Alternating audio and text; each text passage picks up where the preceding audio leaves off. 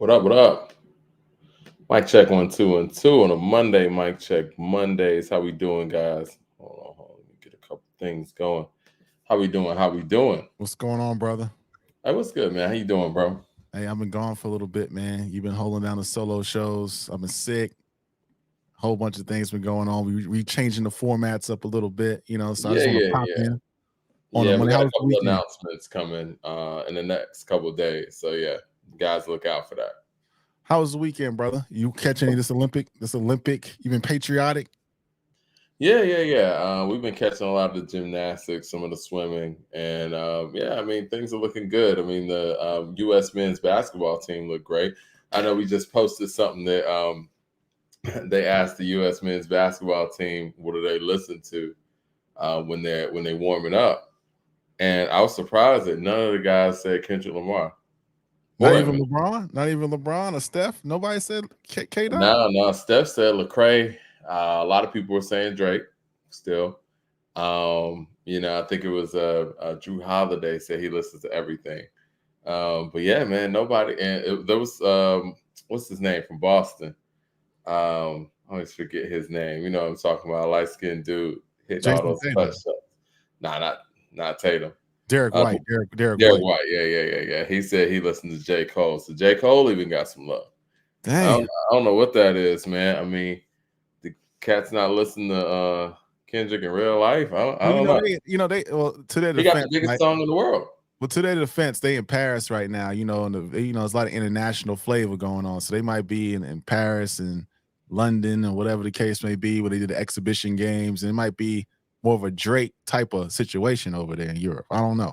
I mean, people don't listen to Kendrick Lamar. Like, come on, man, what is it? I don't I know. don't know. I don't know. I mean, Kendrick Lamar is an interesting act, man, where it's like, you rank super high, you're critically acclaimed, but I mean, you're not making albums that people, I guess, are listening to on a day to day. We're going to talk about some of the listening habits of the current generation because when you speak of song length, attention span, the streaming era as opposed to the album era, I think it's an interesting dichotomy with the actual listener themselves.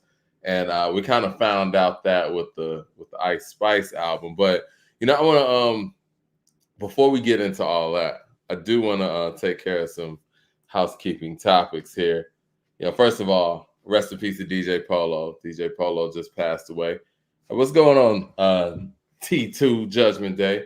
Yes, DJ Polo passed away. Many of you guys know DJ Polo is the DJ for Cool G Rap, the legendary Cool G Rap and DJ Polo.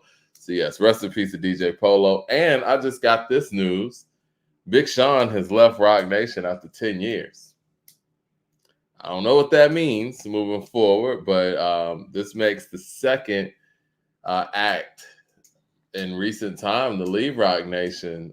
Meek Mill being the first one. And yeah, Big Sean just left Rock Nation before his new album, Better Than You. So I don't know what Sean is embarking on, but I think this next album is going to be a big moment for Sean. What do you think about Sean leaving Rock Nation?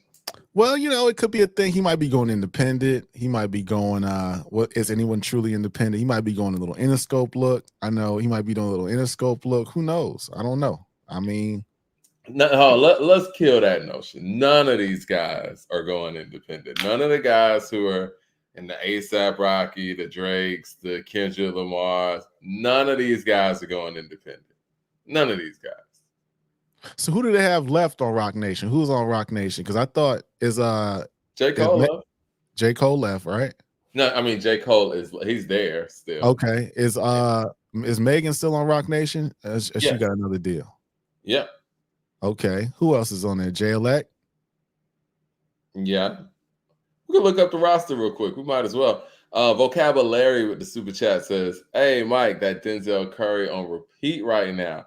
It's like a homage to Memphis hip hop. You heard it yet? I gotta really get into the Denzel. I've been spending my time dissecting this new Rakim effort. Yeah, I like the Rakim album. People are talking about it in the chat. We're gonna get to that too. But yeah, I gotta check out the Denzel Curry. I feel like Denzel Curry is one of those artists who's super consistent, whose fan base loves what he does. And I feel like I'm constantly sleeping on the great efforts that he's putting forth. Because it's something about Denzel Curry that's like, his timing and everything is there, and he's technically proficient on everything. But I don't know, it's something missing, man. What did you think about that DJ Premier record with Wayne, Ross, and Sean? Speaking of Sean, I got it. I got it queued up. I heard the record over the weekend. It reminded me of another Primo track. It had that sound to it.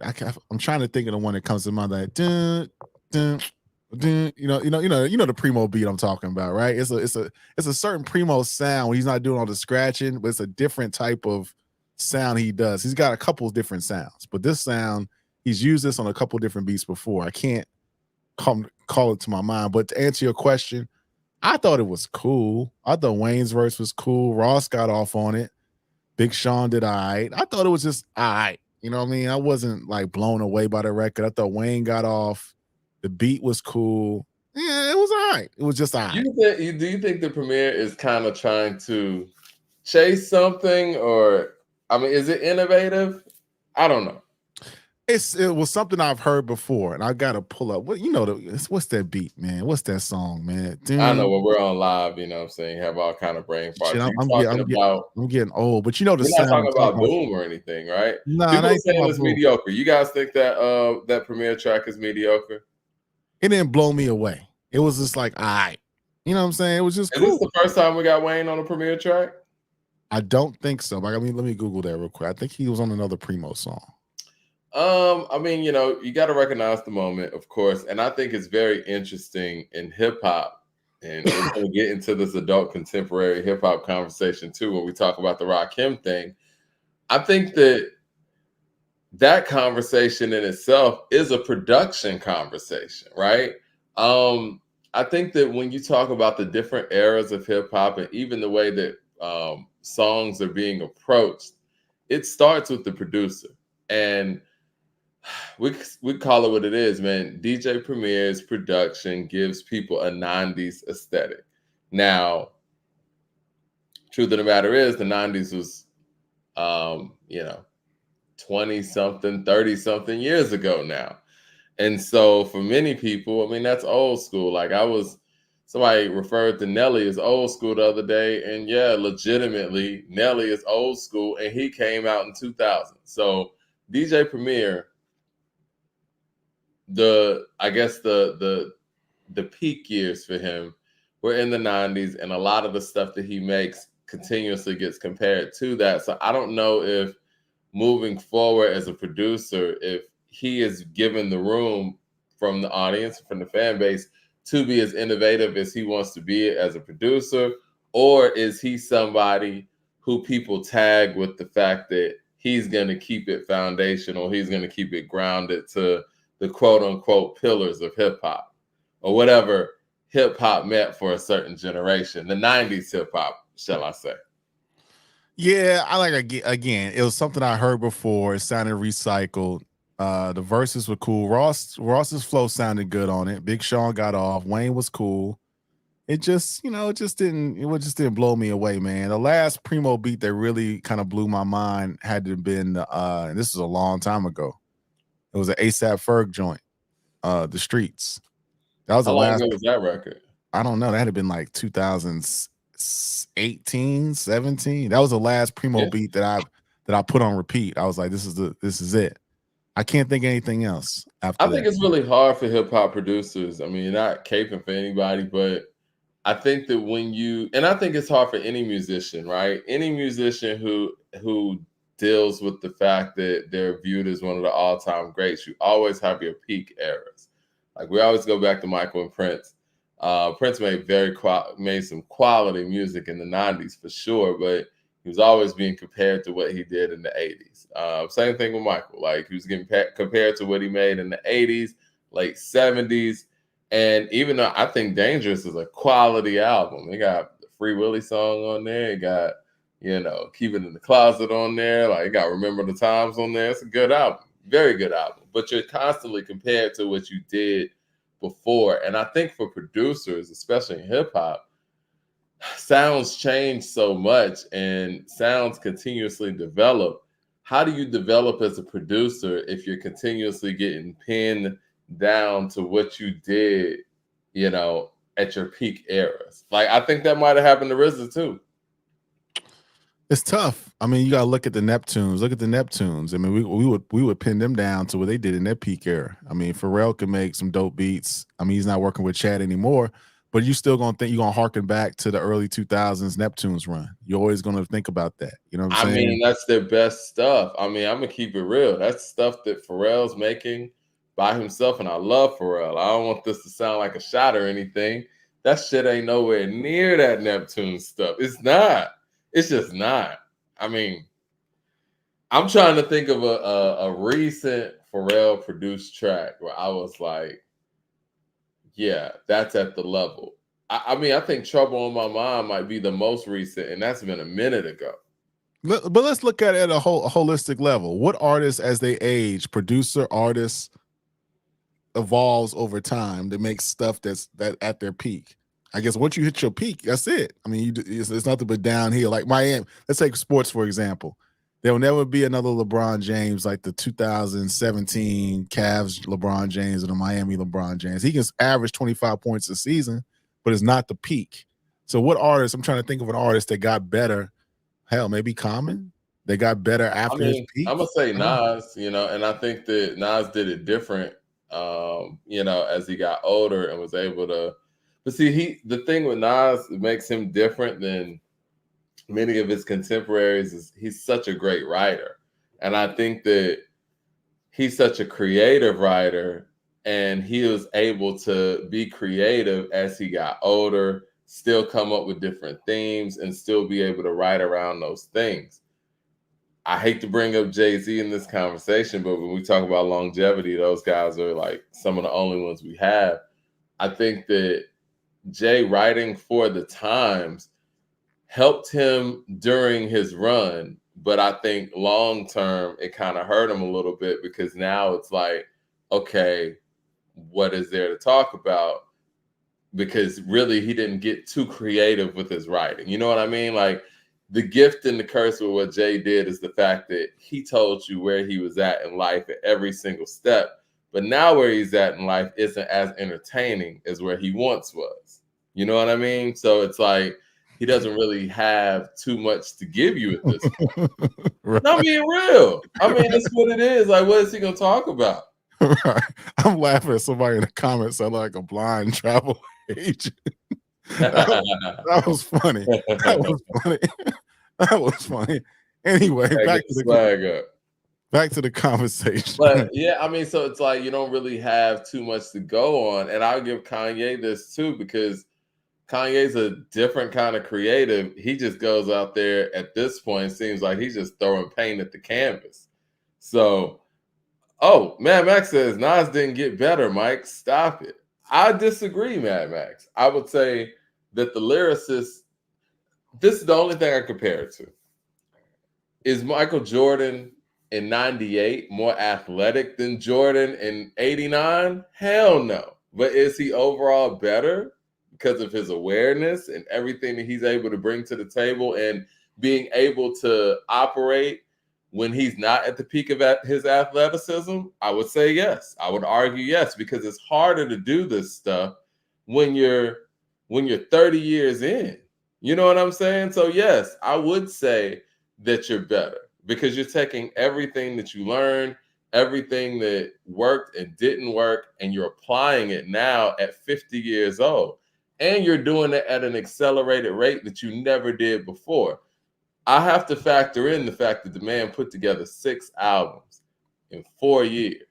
But I gotta push back, late Mike. 40s and 50s. I gotta push back a little bit, Mike. Are any of those 6 albums better than It Was Written or Illmatic at his peak?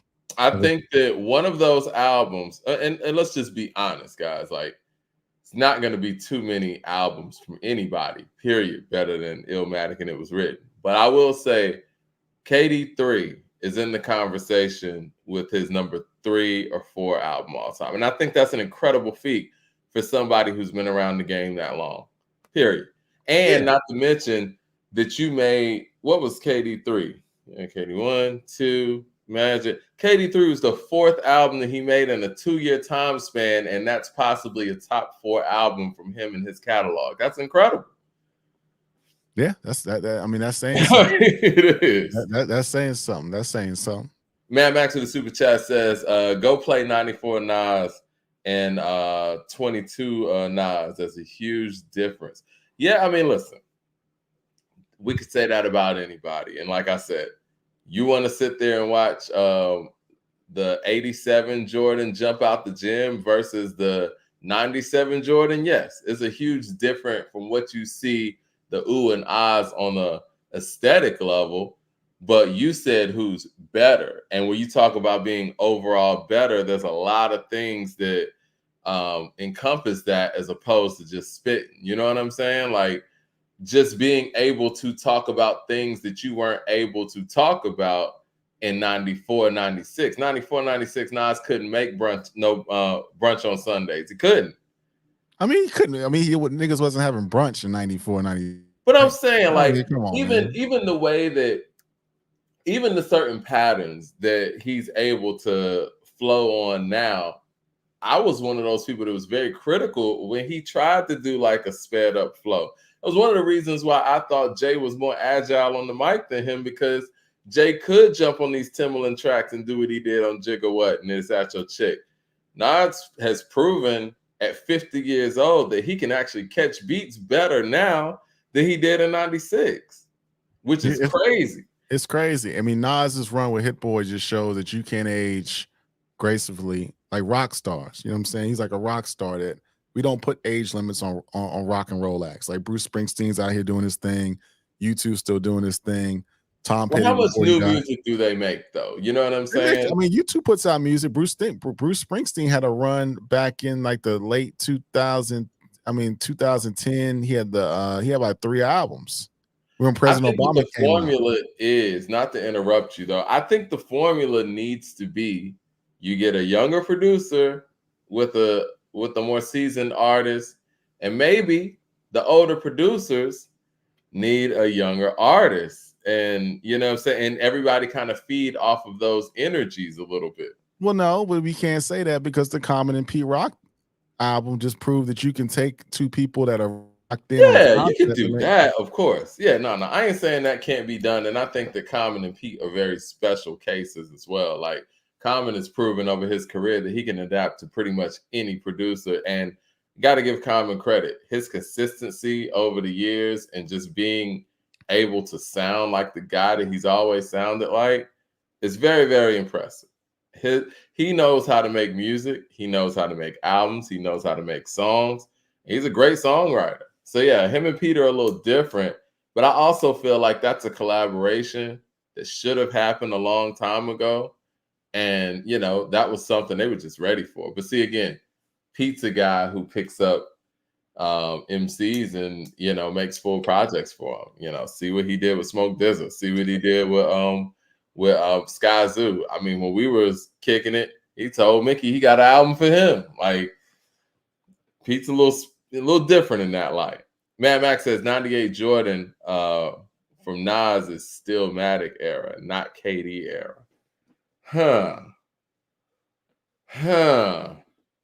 Stillmatic Nas.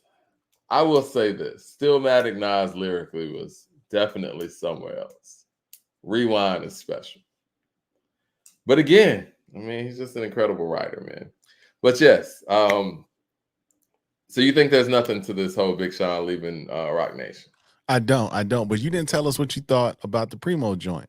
What's your take on it? You ain't say what you take. It's no ooh and ahs for me, man. And it's like, you know, with Premier being who he is, you know, from a hip hop production standpoint, I think I'm just objectively gonna say Premier is the second greatest hip hop producer of all time.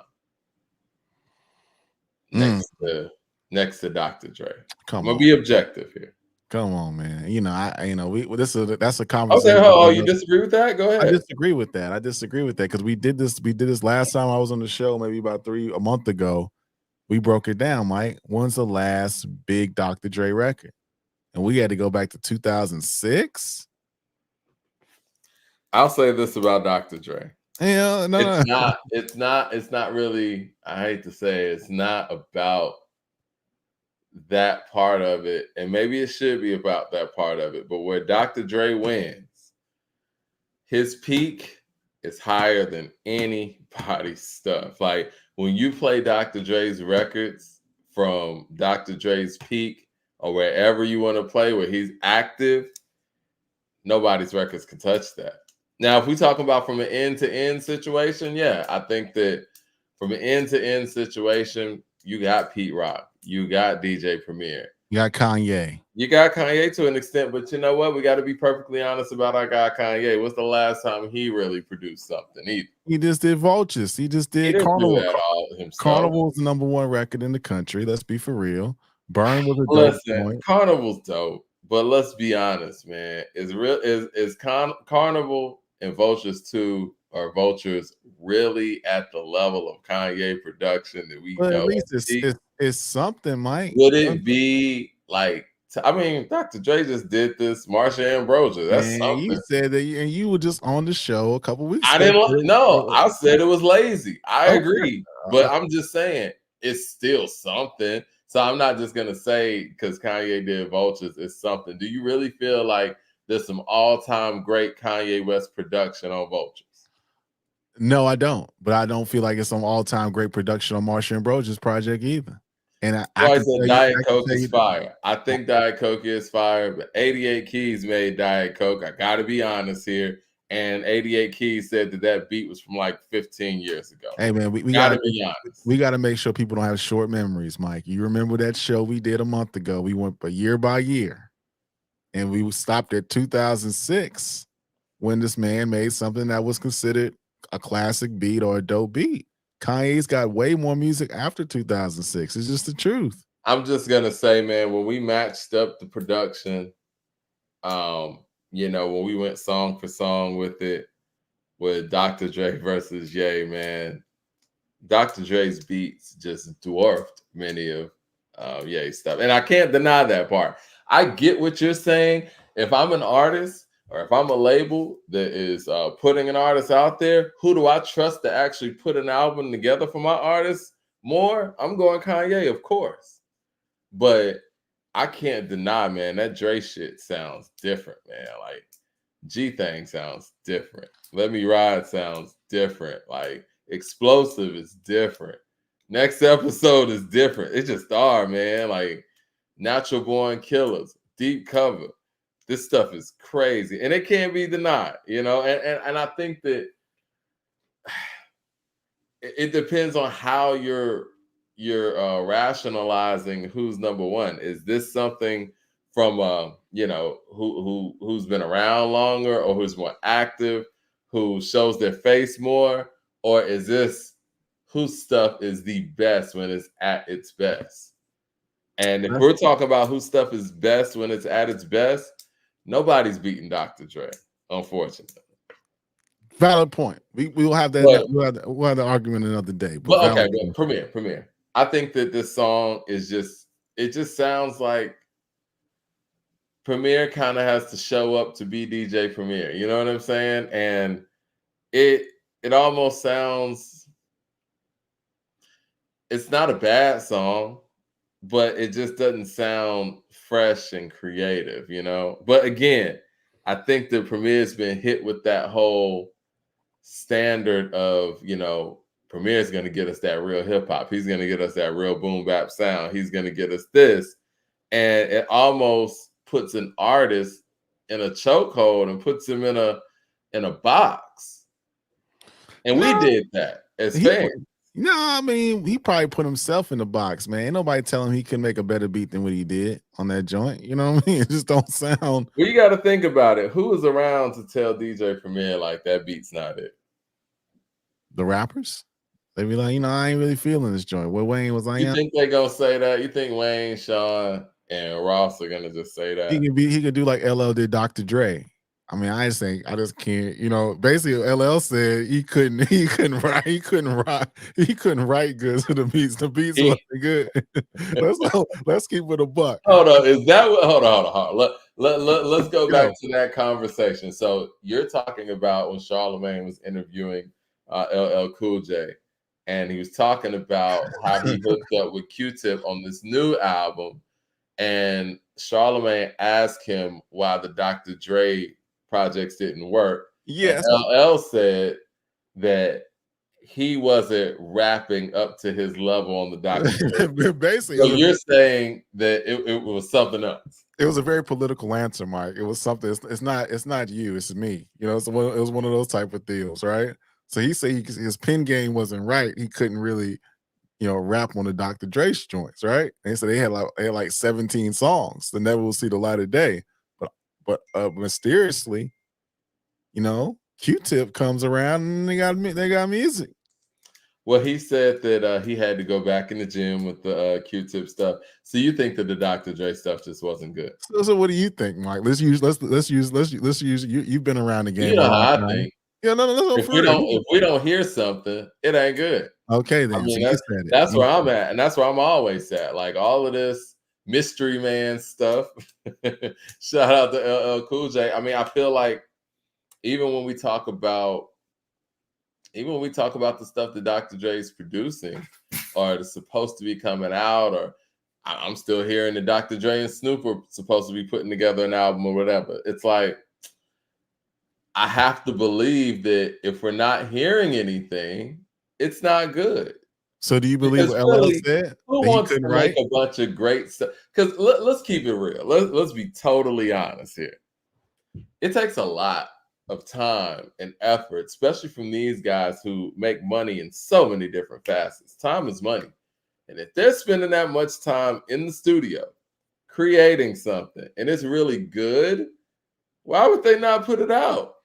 Well, now, LL Cool J is a really supremely confident MC, one of the godfathers of hip hop, one of the architects of modern day hip hop. I think he gave a political answer and said his pen game wasn't the part. I just don't think the beats. I don't think he liked the beats. That's just thumbs up in the chat. Thumbs up in the chat. You know what? I'm gonna be perfectly honest, man. I never liked the combination of Dr. Dre and LL Cool J. Anyway, I think we kind of struggled with the combination of Dr. Dre and Nas as well. I don't really think Dr. Dre and Jay-Z ever really got it right either. No, Lost Ones. The only East Coast guy, huh? Lost Ones was cool. Lost Ones was dope. The Watcher. I mean, he did a lot more on that album, though. You know what I'm saying? Lost Ones is a dope song. But if we're talking about all-time stuff, especially with Dr. Dre, and we're playing Dr. Dre's all-time material, are you playing Lost Ones? I wouldn't even think about Lost Ones. Nah, I wouldn't play it. No. I mean, I think the only East Coast guy he got right was 50. I mean, really, I'm trying to think.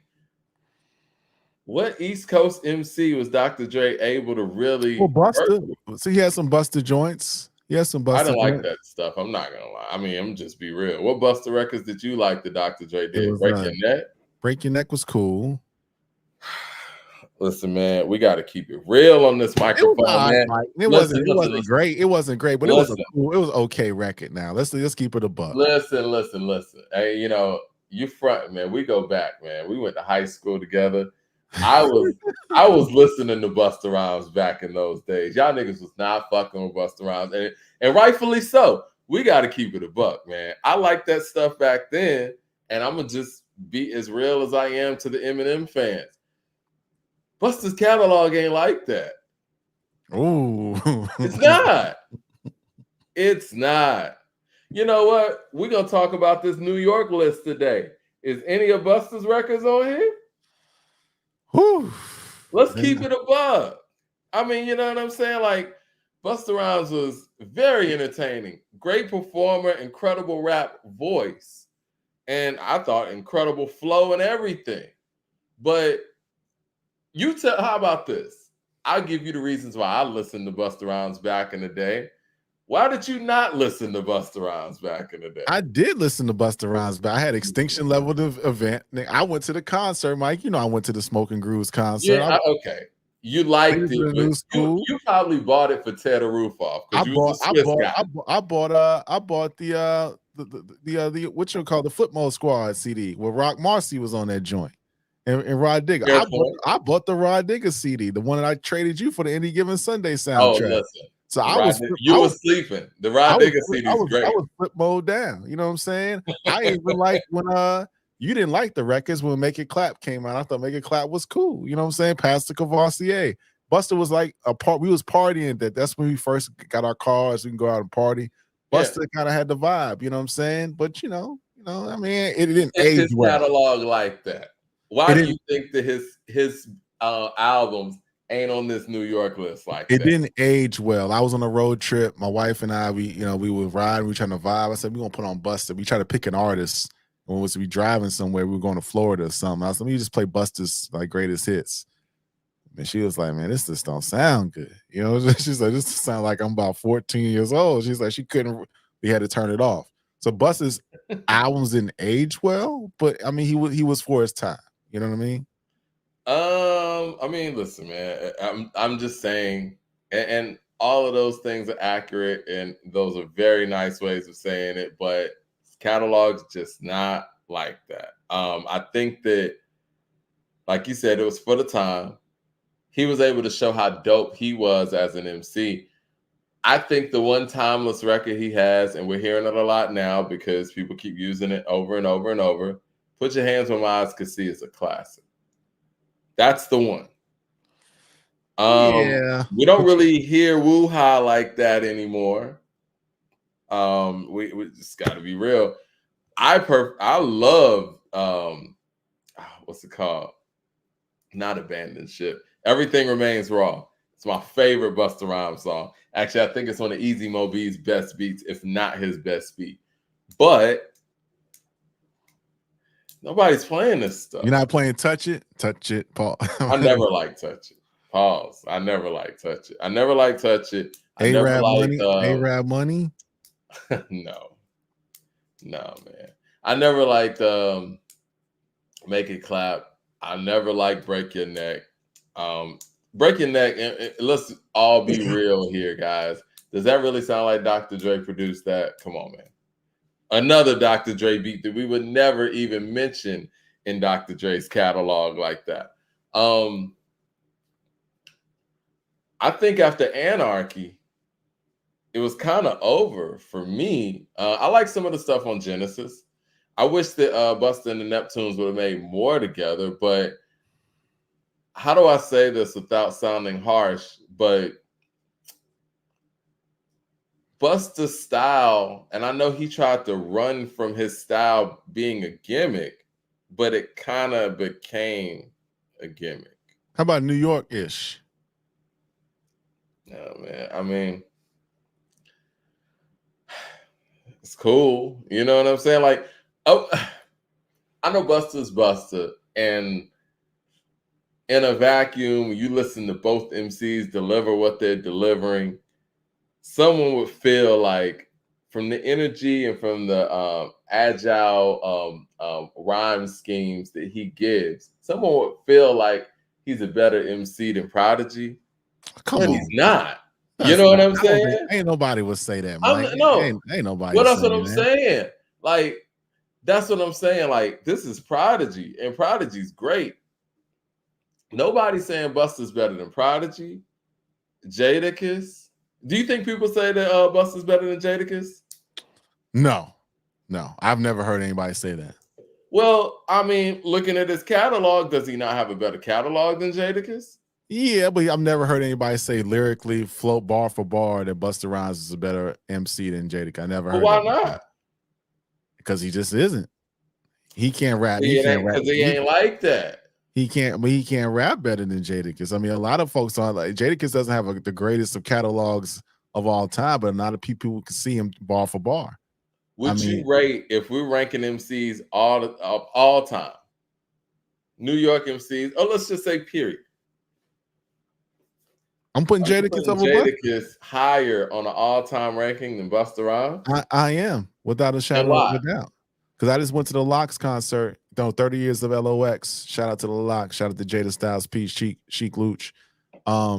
And he's just a better MC from a freestyle perspective. His mixtapes, stuff he does with Styles. I mean, just name the records, man. I mean, even Kiss the Game Goodbye. You know what I'm saying? Even that record we was all anticipating it.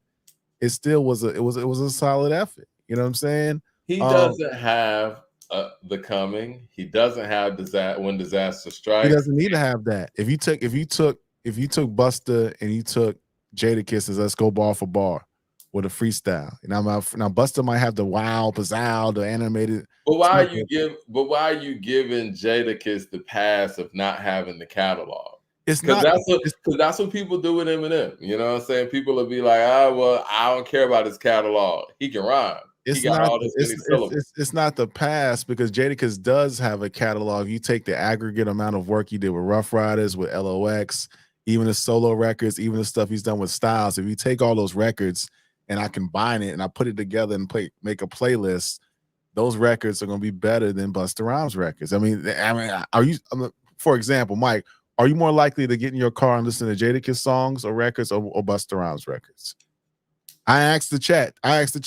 What more are you on your way to work? You're on your way. You cleaning up the car. You cleaning up your yard. You're in the kitchen cooking dinner. You in your zone. You in your cipher. You just chilling. Are you more likely to queue up a Styles P record, a Jadakiss record, a LOX record, or are you more likely to queue up a Busta Rhymes record? Me personally, I'm queuing up a Jadakiss record. Me personally, it'll probably be a Busta record, but I was a fan of Busta's catalog, but I could see the average fan saying Jada. You know what I'm saying? Mike, because again, I like those Busta records. Mike, come on now. You just spent 10, 15 minutes talking about how them Busta records wasn't like that. Now all of a sudden, they're not. I'm saying this as somebody who personally likes them. You know how like you could personally like something. You're a big Prince fan, right? You know what Prince songs you personally like that other people was shitting on. And I kind of feel like that about Busta stuff. Well, it's like ain't nobody personally shitting on none of the songs I like from Prince. Let's get that. No. I feel you, but I'm just saying some are more popular than others is what I mean. So it's like, as a person who actually listened to Busta stuff, I mean, I like some of those records still, especially the records on ELE.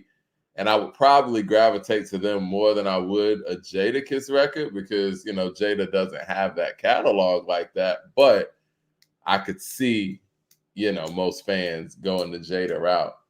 I think it's interesting, man. I mean, I think it's interesting that without a catalog of solo works that Busta clearly has, Jada is somehow over Busta to people. I think that just speaks the chat saying Jada. So listen, no. I agree with it. It just proves my point that Busta's catalog ain't like that. Because if his catalog was anywhere near where it should be or what people say it is, it should be no question. It just ain't like that, man. It just ain't like that, unfortunately. And I think where Busta kind of has a ludicrous problem in New York where Busta was focusing on the world, but kind of missed New York. You know what I'm saying? Whereas I think Luda was kind of focusing on not being local, and he missed some of the perks of being local. Right. And I think that's where Busta, the disconnect with Busta in New York is. Right. And there was a period of time, you remember this back in the mid 2000s, that people were saying Jadakiss was top 5. I never heard that conversation about Busta. I never heard that record. And Jadakiss didn't have a catalog back then, but they were saying he's top 5 all time. And that was back in, that conversation was in the mid 2000s. Well, that was a conversation that Jada kind of started. But yeah, I mean, nobody laughed at him because they knew how legit he was as an MC. They knew that he could stand on the record with Jay, he could stand on the record with DMX at their height and possibly, have the best verse out of that. And Jada is tough. I think that the content has a lot to do with it too. And in New York, gravitates, especially in the 90s, early 2000s, gravitates to a certain type of vibe and a certain type of content when it comes to their MCs. And I don't think that Busta really encapsulated that. I mean, and I think long term thinking and long run thinking, it affects your overall standings. I don't even really know where to rank Busta Rhymes all time, especially with a conversation like this. I don't know where to rank him. I would comfortably say he's top 100. That's disrespectful. I ain't disrespectful. He top 100. There's a lot of MCs came in this game, Mike. Well, speaking of a lot of MCs came in this game, Killer Mike announced a new project titled Michael and the Mighty Midnight Rivals, Songs for Sinners and Saints. So that's dropping, I think it's Friday. Looking forward to new Killer Mike? No. I'm not. I mean, Grammy Album of the Year. No, I'm not. He's got a seafood place about to open up in Bankhead. I'm looking forward to that opening Man, up. But I hope it does. Bankhead Seafood. Shout out to that. They've been trying to open that joint for like 5 years. Yeah, it's been about 5 or 6 years. But hopefully that's what I'm waiting. That's what I'm waiting on. But it's probably politics, but you know. The Michael album, I know you probably talked about this before, Mike. I just thought it was, how can I put this? How can I contextualize this and where I make sense? It just sounds like an album that you tried too hard, right? It's like I just wanted to be good so bad type of albums. I just don't think it was okay. You got the choirs, you got the soul samples, you got the the preachy raps. I thought it was cool. I thought it was formulated without any real soul or something. It just sounded like you're trying. It just didn't sound natural. It sounded like I'm trying too hard to make something great. I can't put my finger on it. Well, everybody tries, right? Everybody tries, but it's like if I'm going, I'm gonna give me some soul samples. I'm gonna give me a gospel choir. I'm gonna start talking about the hood, and it just sounded just generic, run of the mill. I want to be great album. What did you think about the album? Because I think you said it before. You thought it was cool. This is what I think about Killer Mike altogether, and I like Killer Mike. He's always been great every time I've met him. You know what I mean? And every time I've spoken to him, I think that he's such a captivating speaker and personality, and has such great ideas and great approaches to everything. I think people really have fallen in love with him as a personality and as I don't want to say activist, but as somebody who cares about community. Do y'all hear that? Anyway, and I think that he is more of a speaker than an MC in a lot of people's eyes. I think as an MC, he never had that run that, let's just say, a T.I. had in the city. And we were just talking about Ludacris and how he kind of missed that local thing.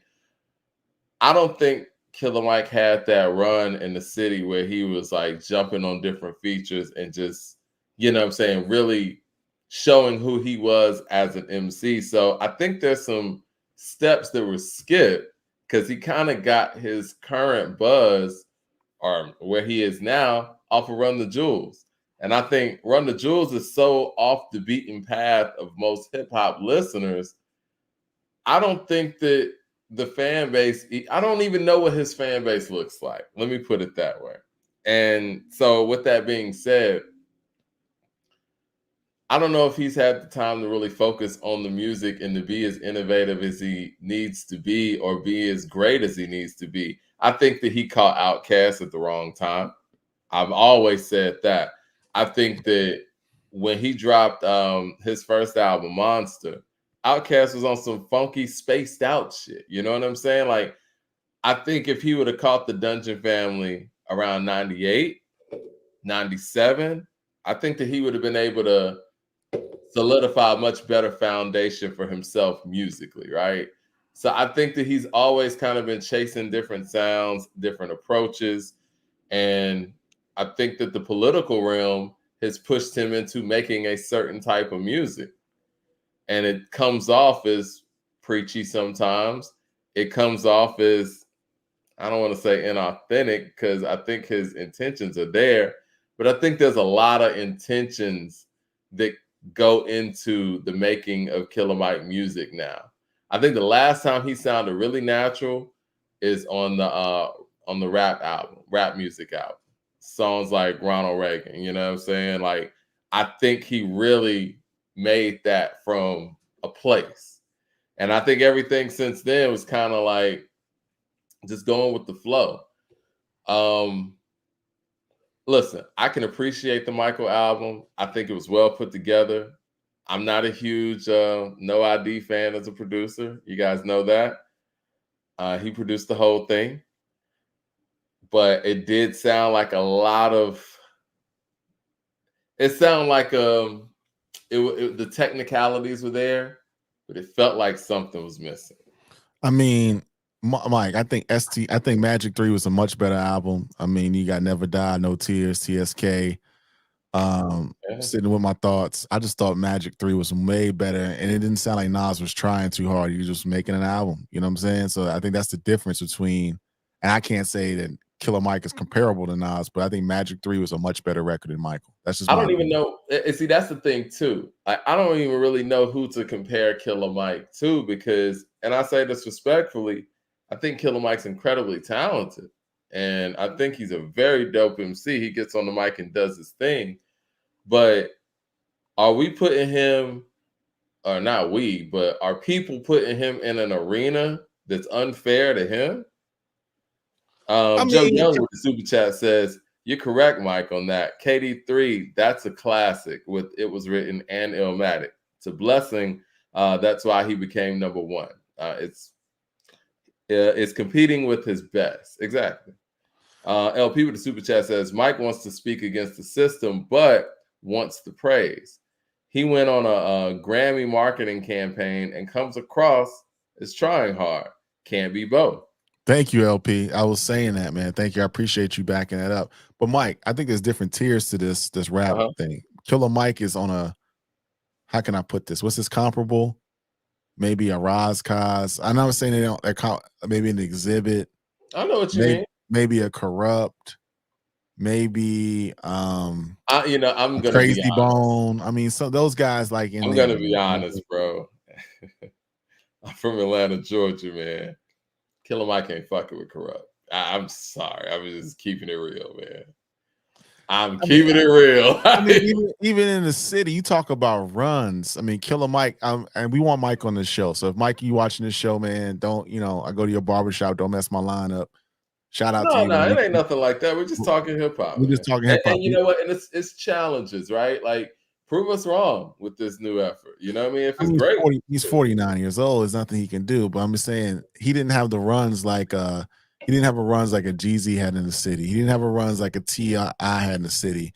He didn't have the runs as a Dro probably had in the city. He didn't have a run that even Shorty Low had in the city. And let me be perfectly clear. He's a better rapper than Jeezy. He's a better rapper than Shorty Low. He's a better rapper than Young Dro. But he just didn't have the city. Because we was here, he just didn't have the city like those people. And I'm not saying because his records are more conscious. It's that he just didn't have the city like that. And maybe why do you think? Why do you think? I don't know. Maybe he comes across as a try hard. I don't know. I mean, I think a person that is comparable to him in what they were able to do is 2 Chainz, right? Like, because Killer Mike, one could say that, running with Outkast and being with Outkast at the time that he was with them during Stankonia and winning a Grammy before you even drop an album because you were on the whole world, one could say that, you had the biggest shot. You know what I'm saying? Great opportunity. Because even when we talk about Never Scared, he was bigger than T.I. when that song was released until that song was actually released. You know what I mean? And so one could say that is a gift and a curse given an opportunity next to such, big acts like them. But let's look at what 2 Chainz was able to do, being on Disturbing the Peace, having a whole nother name, rebranding himself. And 2 Chainz had a run when he was able to take the streets. So I don't know. I mean, we seen T.I. do similar things too, because even I'm Serious T.I., there's a whole rebranding going on after he gets dropped by Arista and starts putting those mixtapes out, those in the streets. So I don't know. It's maybe, I don't know if Killer Mike found what he comfortably wants to do, or maybe what he comfortably wants to do doesn't align with the city of Atlanta, and that's okay. Because I think he really found it with Run the Jewels, actually. Yeah, I think Mike would have been better in a group. Well, Run the Jewels, but he might have been better with like a more, a larger group. Like a three person group or a 4-person group. He would have found. I think would have That's come. an interesting take, and I can agree with that actually, because and like I always try to tell people, being solo is very difficult. It's a whole different ball game, and not everybody who's great in the group is cut out to be solo. And Mike does have mixtape work, but his mixtape work is not Trap or Die. It's not Down with the King. It's not, it's not Dedication. It's not. It's not Can't Ban the Snowman. It ain't that. Yeah, it's not. I mean, but he does have some. And I remember Niggas in the South. I love that record. I think that's one of my personal favorite Killer Mike records. But I think that being solo is very different. I think Killer Mike would definitely thrive in a group setting where he could come in and just basically, monster up the track or whatever, and then somebody else come in and do their thing. It's different when you got to hold down 3 verses. Right. Imagine. And I think the Run the Jewels is an easier lift too. What if Fonte and you add Killer Mike to Little Brother? That would have been a great combination. You know what I'm saying? Mike can come in and do his thing. What type of production does Killer Mike thrive on the best? Because I think that's another missing part too. Damn, I'll let you take a stab at that one because he still comes across like so. Like LP said, like he's trying so hard and he's rapping like he wants it so bad. I can't think it. It's not smooth. It's not like it's not effortless when he's rapping. It's more like he's struggling to get his point across, and I don't know. Let's look at Adidas. Let's look at Adidas. The song, one of his first singles. I think his first single was Action off of the Monster album, but it was the second single with Big Boy and Sleepy Brown. And Big Boy sounded very comfortable on the track. He's kind of dancing on the track. It's like, how did Big Boy start?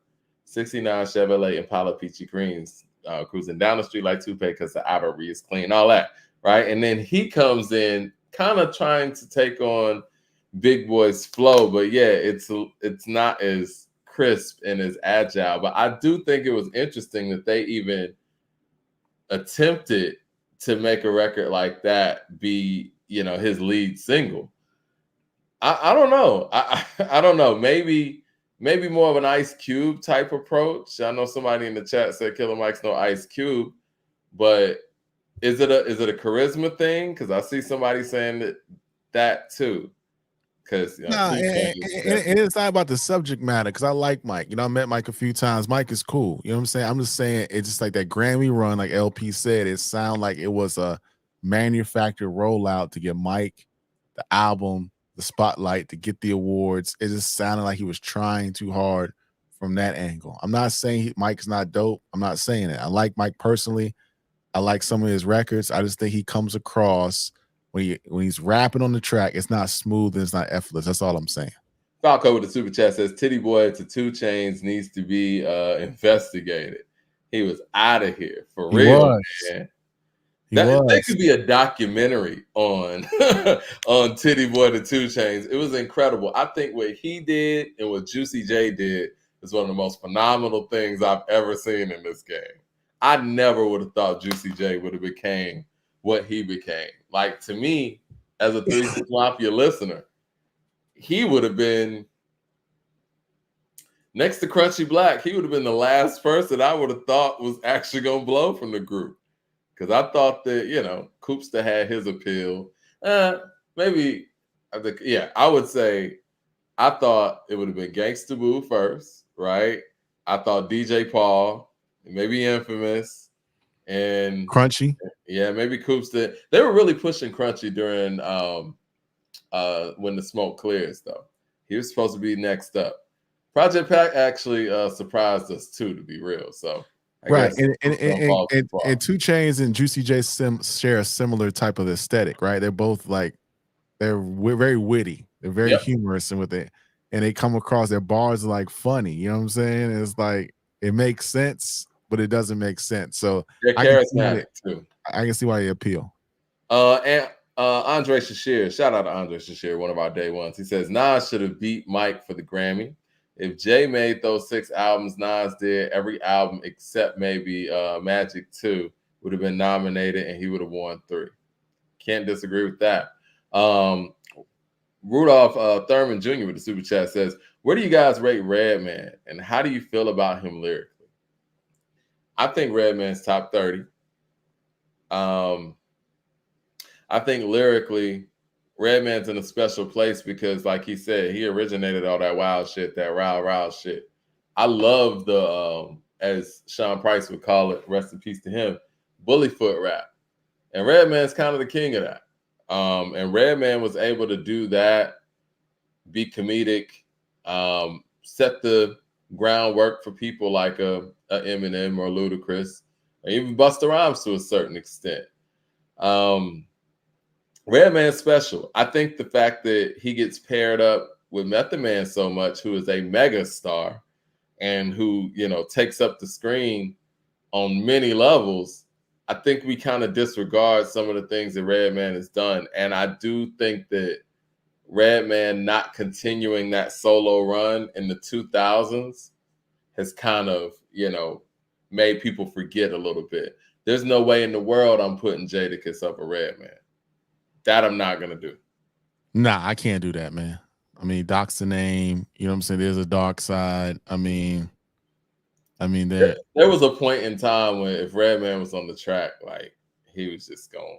Like 96 Redman, special. Muddy Waters, insane.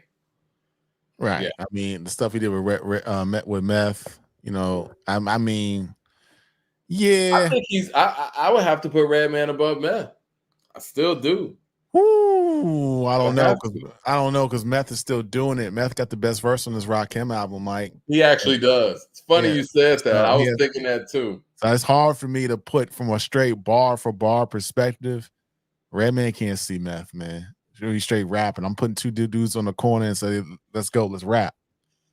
I'm sorry. The thing. And I hate to bring up like Dre and Big Boy.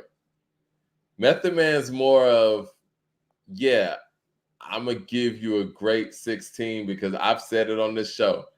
He might be the best featured artist that we have alive. You know, Biggie probably is the crown with the featured guy. But Redman can actually make albums in ways that Method Man has not over the years. Now, Method Man has the Wu-Tang stuff he can lean on. Method Man's features are insane. Shadow boxing is crazy. Method Man can give you a crazy hook, everything. But Redman is the guy that can actually make the albums between the two. How much do you weigh the albums over, you know, the ability to give you some hot 16s? Now, I will give Method Man this. He got Bring the Pain. He got I'll Be There For You. That's tough. That's METHOD as well. That should be a show. We can do a one show episode, Red versus Meth. Let's see what it is, man. Redman ain't gonna see him on the features. If they were to do, and I know they did a verses, but it was more of like a love fest, and I loved it. That was actually one of my personal favorite verses because I'm such a fan of both of those guys. But if they did like song for song, just their catalogs, Method Man wouldn't stand a chance against Redman without the Wu-Tang stuff. Let's go back to Blackout, Mike. Who on who? You know, it's a personal favorite album, man. Who was getting off on Blackout, Red or Meth? Let's keep it a buck. The truth is, and I said this when it came out, and I say this to this day. Hold on, let me get Mad Max super chat in here. Says Kiss over Redman. I don't care. I'm sorry, I don't care, Jada, like that. Okay. I see what he's saying. I feel like this. I feel like Method Man elevates when he gets with somebody else. And I think that Redman kind of got a little bit lax when he got with Method Man. You know what I'm saying? So on Blackout, they both were killing it. But Method Man was kicking it in another gear. But he does that. When Method Man gets with somebody else, he goes crazy. And I mean, he's done that with Wu-Tang. He did that with Redman. He does that on every feature that he's on. So it's like when Method Man's by himself, he's not going to give you no shadow boxing performance. But if Just is there, he's up in the level. And that's what Blackout was. Like, I think Redman they were bouncing off of each other. Method Man came for blood, man. It is what it is. I'm at a toss up. Let's take 4, 3, 2, 1. Who had the better verse? I put it on a nigga, shit it on a nigga, turn a Christian to a certified sinner. A bomb my release time, pin up explode. Petro, your metropolitan, keep the chicken heads gobbling. Shit, I'm dropping in, come with full collagen, terrorize the city from the split committee. Down here in the gypsy. When I approach rappers, be taking notes. I drop like I should have invented the raincoat. Absolute. I love the burn to the root. Yeah, I think Redman got that one. Ooh, playing my position, hot Nixon. This one, all the sick ones, infliction, poisonous, dark sickening. Best believe, finger itching with 2 broke legs. Now I'm tripping on MC's cliche. Shot the ricochet, start bubble, bust bubble. Hip the wicked ways, gotta love me. God, no one above me. Ooh, yeah, Redman got the best verse. Yeah, that's Redman on that. But I mean, Method Man's the guy that starts off the verses. I mean, but even if we look at Buck 50 on Supreme Clientele, a lot of you guys say Redman has the best verse on that. You know, I think Ghost got the best verse on that. But now, Redman, the words you talk, better be the words you walk. Body you in the bed while the nurse is off. Put your hand out, watch me insert the dart to the players from bricks to the Persian Gulf. Light circuits off. 33rd of my brain is off. That explains why my language off. My gun aim and cough. Y'all ain't trained to brawl. Y'all more like in training brawls. Wet behind the egg. You're not prepared for the project flow. The extra stairs. I pass out a vest to wear. Bullets flying. The hard wires starting bonfires. Put a mask so you know it's me. And your weed got more seeds than ODB. Can't smoke with you. Yeah, he got meth on that. And I love Meth's verse on there. Die and live for my niggas and my badass kids. Freeze. Yeah, they're pretty tit for tat, but I think that Method Man when Method Man's paired up with people, it's hard to beat it, man. He got the style, the flow, the voice. But overall, yeah, man, if we're talking about on an overall list, man, I'm gonna have to put Redman ahead. Whew, I wouldn't be mad. I mean, yeah. I wouldn't be mad. That's not something like. But you're right. Yeah. Method Man has the best verse on this Rakim album. I mean, I know a lot of rap people will say Chino XL, but yeah. You know whose verse I liked on the Rakim album too? Who's that? Who got the second or third best verse? BG. I like BG's verse. I was pleasantly surprised. BG really came off on this Rakim record. I was surprised that they collaborated, but it was a really dope verse. Well, let's talk about Rakim's return real quick. Let's do it. Rakim returned with the new album. It was more of an EP. Yeah, we got all the songs on the screen right now. More of an EP. And Rakim produced all of these records. What did you think about the album overall? I thought the album was a solid effort. Let me just get that out the way. I thought it was dope. It really showcased Rakim Allah as a producer. I think what he was trying to do was trying to take it back to like the late 90s. Aesthetic was more of like a compilation, showing love to different generations of hip hop MCs. I thought it was a solid effort. You know, I thought he was more of like the master of ceremonies, no pun intended, more of like an executive producer, the curator of the project. I thought it was a solid effort. I thought it was dope. It wasn't like it blew me away. If I'm going on the source scale, I'm giving it 4 mics. Solid compilation effort. Well, you know, it's really tough for me to judge it on any level because you know how I feel about Rakim. And after I listened to this a few times, I went back, listened to Paid in Full, went back and listened to Follow the Leader, went back and listened to Let the Rhythm Hit Him. I personally believe that Rakim is the greatest lyricist of all time. He's Wilt Chamberlain-esque in my mind, where it's like he was so far ahead of everything. He was so advanced in such a primitive state of hip hop where everything was just really ground level and everything was very basic lyrically, and he came doing something way different, and can't be duplicated. And the game is never. He is the father of modern day lyricism in hip hop. We can trace everybody back to him. Saying all that to say, I love hearing Rakim. Anytime I can actually hear Rakim, but I don't want to see Jordan out there just passing the ball, man. I want to see Jordan scoring, man. I mean, it just is what it is. Like, and that's no knock to anybody and their performances on this record, but it's I'll take what I can get when it comes from the God MC. But would I rather there be more Rakim verses on here? Would I rather there not be any features on here? Sure. I mean, what they were able to accomplish, I think they did a good job. It was called God's Network. So that's what we should have known what it was when he named the album that. He got all these features on it. I thought it was just showing him as a pioneer, as an OG, as a legend, as a curator of hip hop. I thought it was a solid project. He's not on many of the songs. I think he had I wanted to hear more of him, but he was on the hooks. He did all the beats. I think he put it together pretty well. Mad Max with the super chat says Rakim's album was whack. Damn, Mad Max. Mad Max don't like anything. So you like the Ice Spice joint, though. I bet you like the Ice Spice joint, right, Max? Shit, we're going to talk about that in a second because I got some questions for Mad Max in regards to the way that music's been put together. Thumbs up in the chat, man. Listen, man, I think everybody showed up, though. And I think that's the cool part about this Rakim, collaboration, if you will, compilation album, is he was able to show, what he can do from a production standpoint, which I thought was really dope.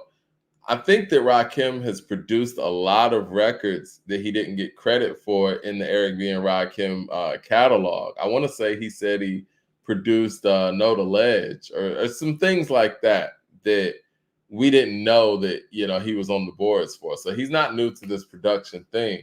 And I think that the beats turned out really well. But again, talk about Rakim, man, and I don't have reasonable expectations when it comes to people like him. I can appreciate the fact that, he was spreading the love around. Chino XL killed it. What did you think about Cannabis's verse on that? Oh man, I hate to say this, man. I didn't like Cannabis's verse, man. His voice, he sounded like something happened to his voice. It just didn't connect for me. It sounded like he was off his game. So I don't want to speak negatively because he tried his best, but it just wasn't a good verse. Mad Max of the super chat says, and Rakim's my man, but I'm not trying to hear them guys. So every time the Rakim stepped to the mic, it was this dope verse. I will say this, it wasn't like verse of the year type stuff, I didn't think. But again, I hold Rakim to the highest. He's the greatest lyricist I've ever heard. The Cannabis verse, what did you think about the Cannabis verse, Mike, when you heard it?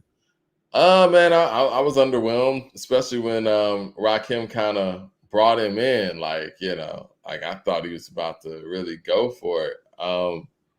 Cannabis is it's a very interesting artist, man. He's that guy that made all of us that were rapping or that were young rappers at that time retool and revisit how we were writing rhymes. He made me throw away a few notebooks. Shit, me and Mickey Fax have even had conversations about the Cannabis effect. I've heard J. Cole speak about the Cannabis effect and all of that.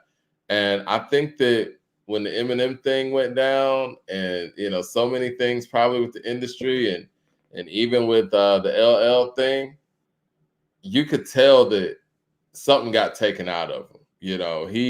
The voice, like you said, the voice clarity and all those things aren't there. He doesn't sound confident on the mic. It sounded sad. It sounded like an old washed up fighter that's just done. It's just like, I didn't want to hear him like that, man. It just sounded bad, man. And he was giving you the best that he could, but the best that he could at that time is just not, it's not up to par, Michael Williams with the super chat says, which album is better, Cheat Codes or the Auditorium? Also, at this point, I have Common above Rakim. he's been operating at a high level for 3 decades. Now, what do you think about a notion of Common over Rakim? Well, I can't. I don't know. I can see where Michael Williams is coming from because we talk about a catalog perspective. We've talked about this ad nauseum on this platform. It's going to be hard pressed to find somebody with a better catalog than Common. So I can understand that argument. But again, I go back to the rhyming part. You know what I'm saying? Bar for bar, you know, it is what it is. I just don't think that Common is on that level of Rakim Allah. I just don't think that. This goes back to this Dr. Dre thing that we talk about. Yeah, Rakim, you could say that his run was what, 87 to maybe 94 if you want to, or 92, however you want to say it, and maybe some specs in between. But what that man did in 87, 88, 89, Common's never done, respectfully, ever. Not many people have, period. And so, yes, while the longevity definitely has to be praised and has to be acknowledged, but Common ain't got no paid in full. Like, I mean, don't. Like, I love Common. I think he has one of the greatest catalogs end to end in hip hop history. But if you want to sit here and tell me on the mic, this nigga is the guy that's on Lyrics of Fury, and this nigga is the guy that's on Let the Rhythm Hit Him or No Omega, no, he's not. No, he's not. Yeah, that's what I'm saying. Ain't nobody got a flow like Rakim. So I can't say. And the only people that I put above Rakim are guys who've exhibited that they are at that level, you know what I'm saying, lyrically, and they got the catalog. Like Jay-Z has the catalog, and Jay-Z bar for bar is one of the top lyricists, period. You know what I'm saying? So it's not just Jay's catalog. It's like Snoop got the catalog, right? Snoop's catalog, song for song, I think would be above Rakim's catalog, right? But is Snoop the MC that Rakim is? No. Yeah, so Michael Williams, you my guy, man. We gotta revisit that. I think from a catalog perspective, yes, but from an MC perspective, hell no. Mad Max with the super chat says Ice Spice has some joints, LOL. But I don't hold her to Rakim standards. I mean, come on. I want when I be on the mic from Rakim. Spice can do her clueless, I'm pretty raps, and that's okay for her.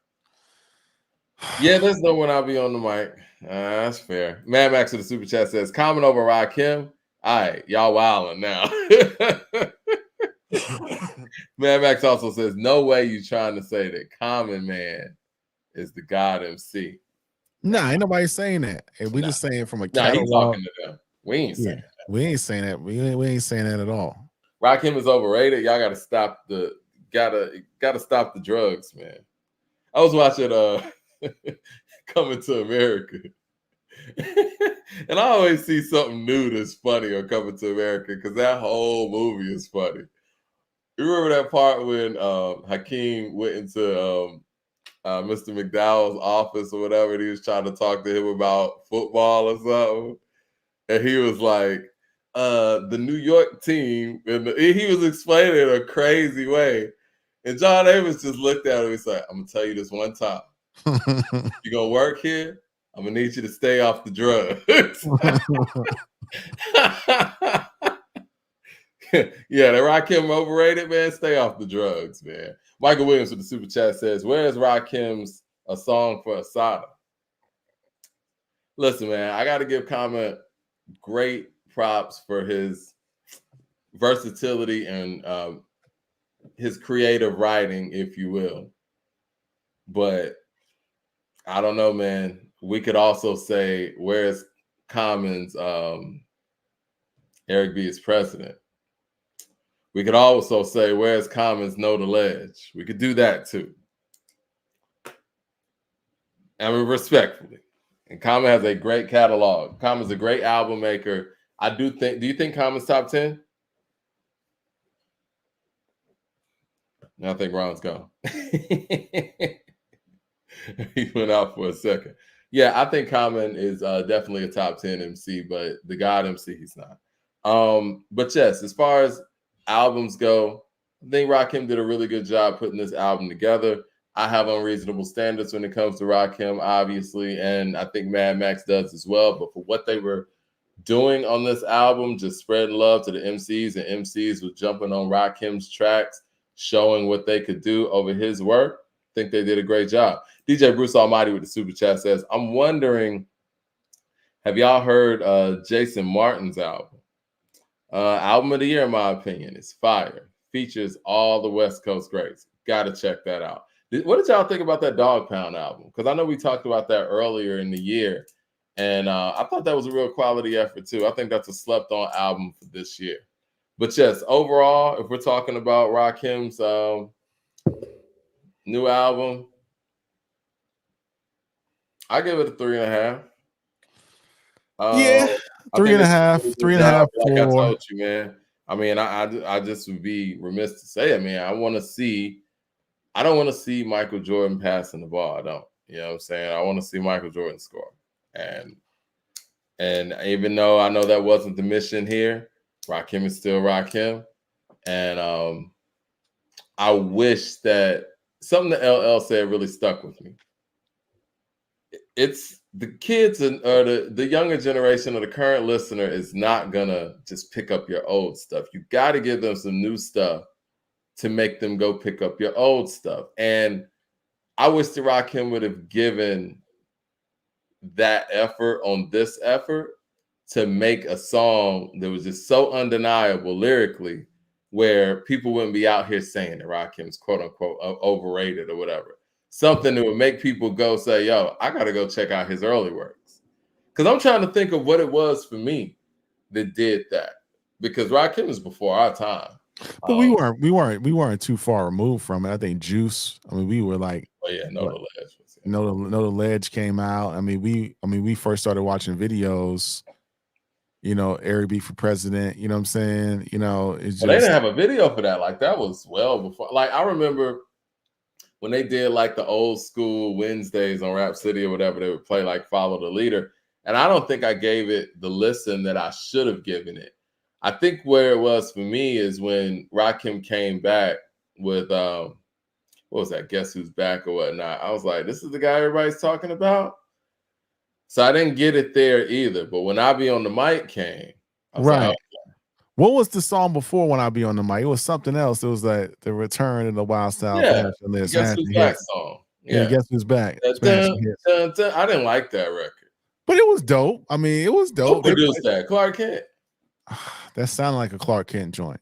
Yeah, I don't like the Return in the Wild Style Fashion and Smash Hands. I like it. He's snapping that shit. I, mean, I think it was the beat. I don't know. He had the Jody Watley joint. You know what I'm saying? You know, Friends, yeah. Man, Max in the super chat says Rakim has the mystery. That's his song for Asada.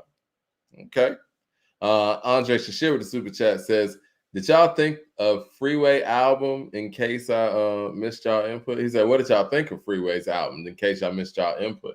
Yeah, we talked about that on the Weekend Rhyme maybe 2 weeks ago when it first came out. So we thought it was dope. I thought Freeway did his thing on there. There was a couple joints. I think it was a solid effort. I don't know if Mike, you had a chance to check it out. I didn't get a chance to check it out. I got to check out the Freeway. What did you rate it? Like a 4? About a 4. You know, 4 is a good rating for that. I think I again, you know, he sounds a little different vocally, but I thought he came across. Production was solid. I mean, the production was solid, top to bottom on the album. I thought that was one of the strongest parts of the effort was the production. So I give it about a 4. I thought Freeway got off on it. Now, I didn't really want to talk about the Ice Spice album per se. I did, but okay. What did you actually want to talk about from it? Because I think the bigger discussion here is song length and these 2-minute songs. And what are your thoughts on the album? How about that? All right. So again, when I talked to you offline about this, it's hard for me to rank this album or rate it because it's not for us. Right. It was new generation and how they consume music. What struck me about the Ice Spice album that was only 23 minutes long. And I was like, damn, this is your debut album. This is your first introduction. Well, not, Munch came out a year ago. She had some records with Nicki. She had some other records like Poop or whatever it's called, whatever, Fat Butt, whatever those records were. This is your debut album. You know, your debut album is the album that people say you've been working on your whole life. For it to be 23 minutes long, I thought it was telling. So it could tell me one or two things. Either she doesn't have a lot to talk about. That's number one. Two, it's indicative of the era that we're living in. We're living in a society that's just that's built on shorts and reels and just instant IG and TikTok and Twitter, Facebook. That's number two. And three, because it could be just her aesthetic. You know, she just could be making party music. When I listen to the record, I hear just girls that's like my daughter's age going out, partying in Miami, Las Vegas, whatever city you in, turning up, taking photos, posting selfies, and that's it. So for me, I can't rate the album. I was only 23 minutes. I listened to it really quickly. I don't know much more about Ice Spice than I already know. You know, she is what she is, but that's what I thought. I think the larger discussion here is the 23 minutes thing. And I was speaking with somebody younger today about these 2-minute songs. And they expressed to me that they like songs being 2 minutes. They think that anything over this person was like 23, 24 years old, anything 3 minutes or above, or 2.5 minutes or above, is too long. Oh, Mad Max to the super chat. Let me get him in here. He says, my Rakim moment actually comes from Whack Kanye with Nas KRS Classic. Timeless song. I heard that, and then Spike Lee later put Rakim on 2K, and that's when I was like, all right, I have to go back. Plus barbers. Yeah, the barbershop will put you on. But yeah, so I found it really interesting that not only do the younger demographic find nothing wrong with songs being 2 minutes long and albums being 23 minutes long, but they think anything above that is too much. This person told me that Aaliyah's "If Your Girl Only Knew" was too long. And I'm like, so y'all don't do like beat ride outs and things like that? Like, they really get in with a song and get out with a song. That's it. No breakdowns. But I think that that's because, and you said it's party music, but I think it's really interesting that party music is supposed to give you that time to actually dance to it. Like, that's where dance breaks and all that stuff come from. And if you got a song that is less than 2 minutes long, what exactly can you do in that song? And what does that mean for rap music, right? Like, if we had, you know, rap songs that were just 2 verses, there would be no room for a group with 3 or more people. You know what I'm saying? There would be no room for no Wu-Tang or Goody Mob, Bone Thugs and Harmony. You couldn't get all your verses in, nothing, you know? And how do you start gauging who's a great MC too? I think that whole notion of having 2-minute songs in music is dangerous, man.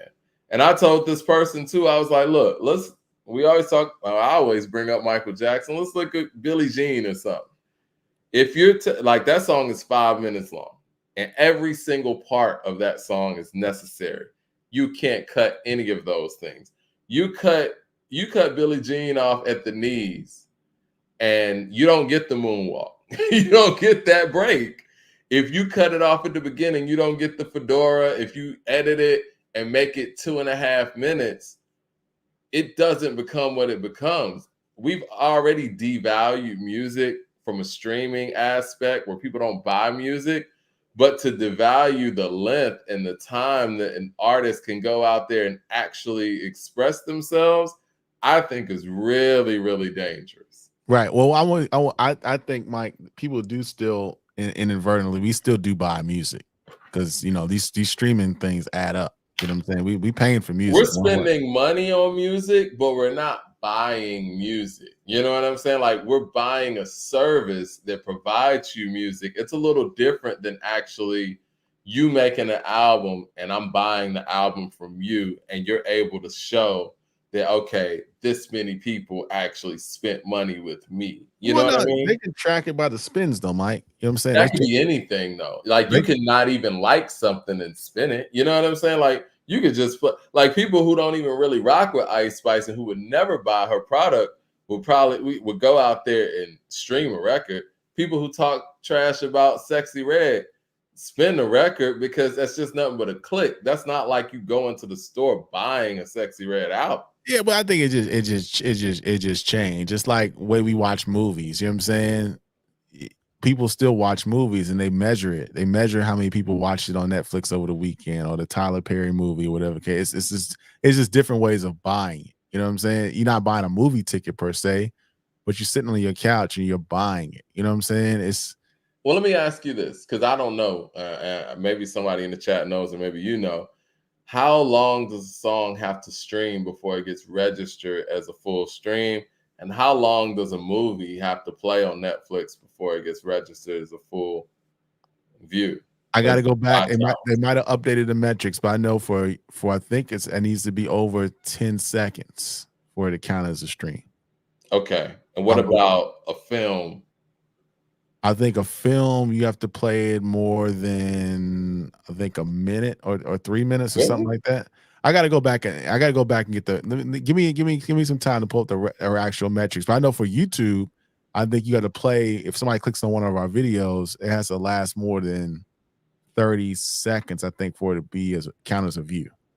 Okay. You know what I'm saying? Because they're charging ads and these things. It's all about the ads. You know what I'm saying? It's all about the ad revenue. So the record labels are tied in. They're licensing the music to Spotify, Tidal, Apple Music.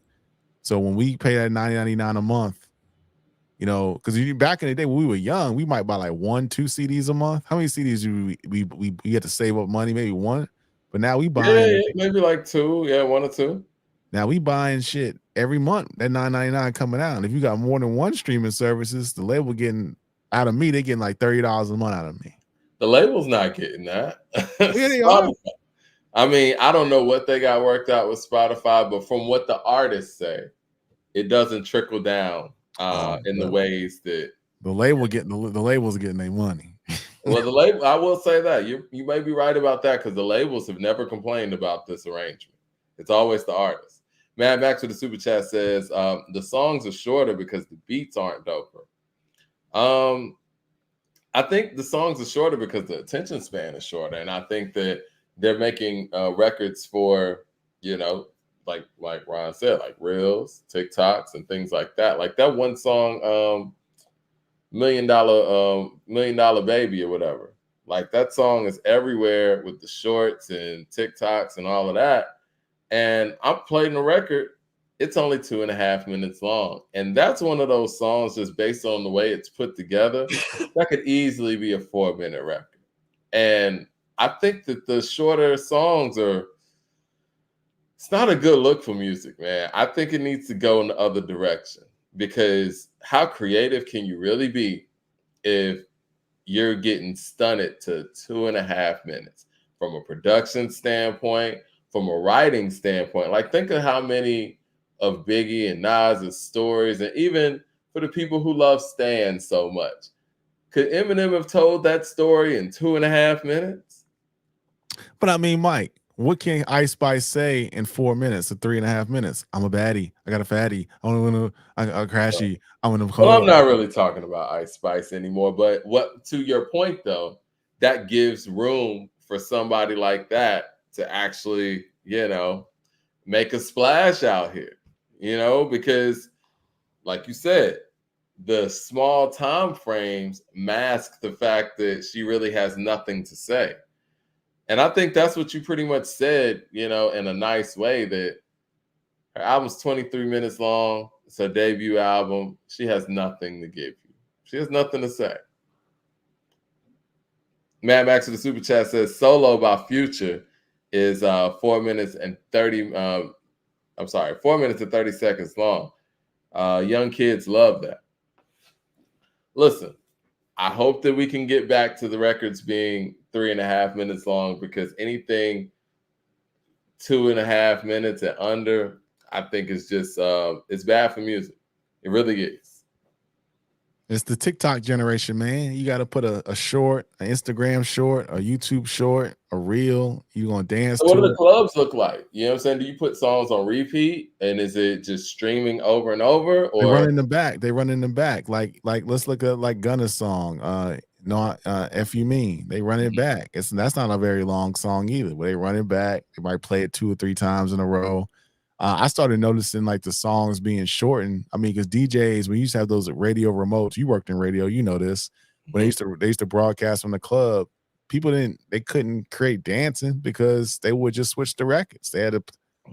They would play like, one verse, maybe the hook, and then boom, on to the next one. You know what I'm saying? So I remember when that started happening because back in the day, you would at least get 2 verses in there in the club, but it started maybe like around 10 years ago. I remember I noticed this like when Migos came to the you know what I'm saying, came to the scene. They would play just the first verse and move on. And Migos were a group with 3 people in it. So it's like if you wasn't first, you wasn't gonna get heard. Matt Max in the super chat says, LOL, Push does it and you gas him. No. Is Daytona like that? Daytona's 7 tracks, but those tracks aren't 2.5 minutes long. No, they're not. I'm about to look it up right now. See, you're tripping. Now, I will say this. Daytona had like 2 verses. Yeah, these songs are 3.5 minutes long. Come on. But yeah, I think that I mean, do you think this is gonna be Ice Spice last effort? Or you think it's gonna be another Cardi B situation? Or you think she's gonna nah, drop something nah. I next think year? I think Ice Spice is plugged into some people. She gonna be around for a minute. I mean, she might have acting in the future. I mean, I think she might, Really? do like a reality show. I mean, she's got a Well, you bright got high future. hopes for Ice She's got Spice. a bright future behind her, Mike. She really does, man. She got the world in front and behind. So she's gonna be good. She's gonna be Well, on fine. that note, did you see the top 100 New York City hip hop albums? I did. I did. I don't even know who these people. Maybe I'm tripping. I never heard of Meccapolis. I don't even know. It's an Instagram page, you know. I'm plugged in. I'm plugged in all things media. I never heard of these guys, but they had a list out. I thought it was okay. I thought they were accurate. I thought the list was accurate. I think the list is pretty dope. I think that I don't know what the metrics were per se for it, but it seems like the metrics were the hip hop albums that I guess set the foundation and culture for New York hip hop. And if the Infamous is #1 on that, I can understand that. Now, what did you think about the Infamous being #1 on this list? I understood it because being in the South, when cats used to go to New York for the summer, Hell on Earth and the Infamous were the albums that you saw. Also, Only Built for Cuban Links, 36 Chambers. If you were from New York, you had cousins in New York because everybody had a cousin in New York. I'm going to New York for the summer. You would come back and you would see those albums. And the Infamous, I understood it because people were bumping it, in the South, in New York. I mean, it spoke to what Queens was all about. And Prodigy kind of painted a picture of New York City, his borough. And yeah, I mean, Prodigy got off on it. I So I think understand it. I think Havoc too. He kind of set that soundscape for what Yeah, New York have it. Can't, production. from a production standpoint, he set it off too. Because even when you look at Griselda and what they're doing and what they've done over the past, 5-6 years, bringing that New York aesthetic back, that's out of a page of Mobb Deep's book, and that's straight out of the Infamous book. Mad Max with the super chat says, "Switch Life After Death for Illmatic," and they not wrong. Now let's put the. Can you put the list back up on the screen? Because I kind of want to go through the top 20. We got Supreme Clientele at 20, Criminal Minded at 19, Mama Said Knock You Out at 18, 3 Feet High and Rising at 17, Great Adventures of Slick Rick at 16, Ready to Die at 15, It's Dark and Hell is Hot at 14, Texas Nation at 13, It Was Written at 12, Reasonable Doubt at 11, Into the 36 Chambers 10, Get Rich or Die Trying 9, Hell on Earth 8, Blueprint 7, Illmatic 6, The Low End Theory 5, Paid in Full 4, Life After Death 3, Only Built for Cuban Links 2, and the infamous number 1. Now, I do think that Ready to Die and Life After Death need to be switched. I think that Ready to Die is very, very important in that whole notion and narrative of bringing New York hip hop back. Mad Max with the super chat says, "Infamous is like that up here, not close." Okay, it's like that up there. Okay. DJ Bruce Almighty says, "Imagine paying for a lap dance to a 2-minute song." LOL. Yeah, they need to change those prices if that's what the song's gonna be. Nah, you gotta cash them out. Get that 3-song special. You know what I mean? Now, Ready to Die, I think Ready to Die should actually be number 3. I don't think Life After Death should be number 3. I will say this. This is Life After Death's impact and importance to me. And I could be wrong here. But I feel like Life After Death piggybacked off of All Eyes on Me, of course. But I think it kind of set the blueprint for the albums that New York MCs were going to make from 97 on. Well, I'll say maybe at least for the next 10, 15 years, right? Being able to make a street record, being able to make that commercial record, being able to have those collaborative efforts, being able to have different producers on it, being able to flip your flow. I think Jay-Z kind of made a whole career off the foundation that Life After Death set. So I do think Life After Death is important in that way. But to New York City, I personally think that Ready to Die is the one that should get credited with bringing New York back. I think it and Illmatic were a tandem where Illmatic kind of handled the streets in that way, and Ready to Die kind of handled the commercial New York aesthetic and allowed them to actually compete with what the West Coast was doing. Because respectfully, Illmatic is Illmatic, and it's probably the greatest hip hop album ever. But commercially, it was not going to compete with what they were doing out on the West Coast. It wasn't going to compete with Doggy Style numerically. It just wasn't. Ready to Die actually put New York back on the radio where they could compete with what Death Row was doing. And I do think that Ready to Die is very important for that and for the, you know what I'm saying, the core records that it had too. Where did Illmatic fall on the list? Illmatic fell at number 6. They put the Low End Theory above Illmatic. And you know how I feel about Tribe and the Low End Theory. I don't see how they came up with that. Yeah, I would say this is where I would go. Based on how they kind of got this going, I would go the Infamous. I would go Only Built for Cuban Links. I'm going to go Paid in Full there at number 3. I'm going to go Ready to Die and Illmatic.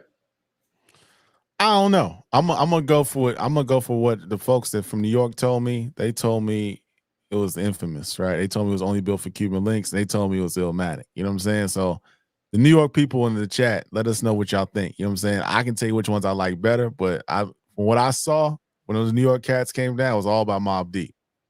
No, I'm cool with the Infamous being number 1. Either that or Only Built for Cuban Links. But like I said, I think that when you think of Mobb Deep and you think of Prodigy, you think of Havoc's production, you think of New York. And, you know, there's no two ways about that. Only Built for Cuban Links, the same thing could be said. I think Raekwon, when you hear Raekwon, you think of New York.